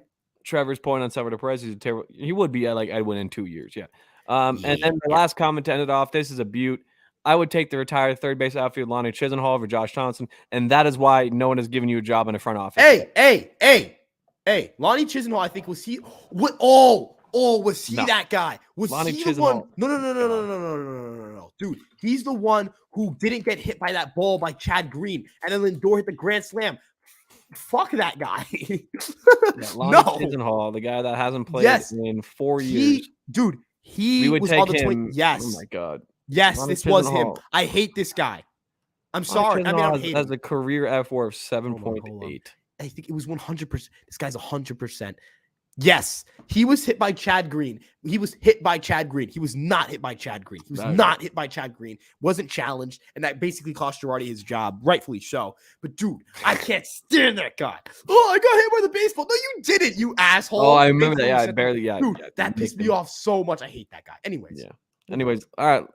Santander is a good enough defender to improve his defense. I agree. I think Santander would be a phenomenal acquisition. We've written a couple articles about him over the offseason. He would be the man to bring over. Like, I think the Orioles, if they suck, are going to do a fire sale, and maybe they'll do within division as well. Yeah. Santander is also kind of one of the guys that doesn't have a spot now because they've got a couple of guys like Colton Cowser, Heston Kjerstad, ready to come up. Yeah. You guys should do a live stream from spring training. Live stream from Tampa. I'm going to be up there next week, so I will happily bring my podcast equipment and do an episode from Tampa or from wherever I am in Florida. So all right, well, I guess this is probably a good point to end off on. It's 2 hours and 17-minute long live stream. Ryan and I are running on fumes, as you could see, as we fucking Usain bolted to the finish line through those last 40 comments. I could hit a bomb right now, though. Oh my God, dude! I know you could. Okay, I remember. I think I told you this. John Boy, they do the fucking Challenger Series with Blitzball. Yeah, the Blitzball. You and me, bro. Let's do it, dude. You and me, bro. You, me, Alex, Sam, get all up in there, dude. We'd be, just drop, gone forever. You'd be like, you just gotta be Tyler Wade. Put the ball in play and just move on the defensive side of the ball. Play all over, bro. You'd be like Tyler Wade. Throw the Tyler Wade stance with the left and he has like his hands here and he's like, have the real far leg out and then like the little like yeah, leg in. yeah. And Tyler Wade 900 OPS with the A's is going to do miracles. What Tyler Wade was supposed to be. Tyler Wade's going to be good this year. He's going to start for the A's opening day, and he's going to post like an 840 OPS with a 15% walk rate, and people are going to wish he was still on the fucking Yankees. I was being really nice to you about Tyler Wade, and you're pushing it right now. Let's unpush it. Unpush it. Let's go. You know what? I wish Tyler Wade played for the DR. I wish he was Dominican. Pull it back. Pull it back. We're good. Okay. Tyler Wade added to the WBC last second. He had a 136 WRC plus in AAA. Okay. Maybe. Good. No, not the last year. He had it back in 2017. He was awful in AAA last year. He had a 227 average and a 369 slugging and a 99 WRC plus. He was not awful. He was good when he came over to New York. He was good when he played for Scranton. He had a 99 WRC plus. That's great. That's better than IKF. Let's roll, baby. Terrible player. All right. Awful. I think that's a great point to wrap up on. Yeah. Beat 2017 Tyler Wade in AAA. Yeah, that's your advice from us. That's the last point we'll leave you on. But everyone, appreciate you so much for stopping by on this live stream. Once again, Ryan and I had an absolute blast talking with everyone. All the comments, even the stupid ones from Michael Caputo, we had a blast talking through. And the Yankees are going to be good this year, baby. I cannot help but feel like this is the year. I don't know what it is. Then again, I say this every year, but I don't know what it is about this season. Something just feels different. Maybe they're drinking that Flint, Michigan water and they're going to have some fucking supersonic speed out there. But who knows? Who knows? Personally, I'm just always gonna buy the Yankees Kool-Aid because I'm a Yankee fan. So yeah, exactly. Why wouldn't you want to support your team? Why would you immediately like choose to be negligent and negative? But all right. Anyways, appreciate everyone stopping by. Make sure to like, comment, and subscribe to the channel. If you like this live stream, like it so that way people can know that it's good. And subscribe so you can pull up. Yeah, pull up at the after party. Yes, sir. We should have an after party. We should. I don't know what it would be like. Yankees, Fireside Yankees after hours. That'd be dope. That's basically just when the stream ends and it's just Nick and I talking. Yeah, basically what this is. So you're not missing much. But all right, everyone, we're gonna sign off. Much love to all of the support. We love Cannot wait for this season. It's gonna be a good one. I know this spring training is gonna probably fly by, and we're gonna wish it never ended. But when it does end, it means the regular season is upon us, baby. Cannot fucking wait. But all right, everyone, peace. Later. Adios. I'll end it.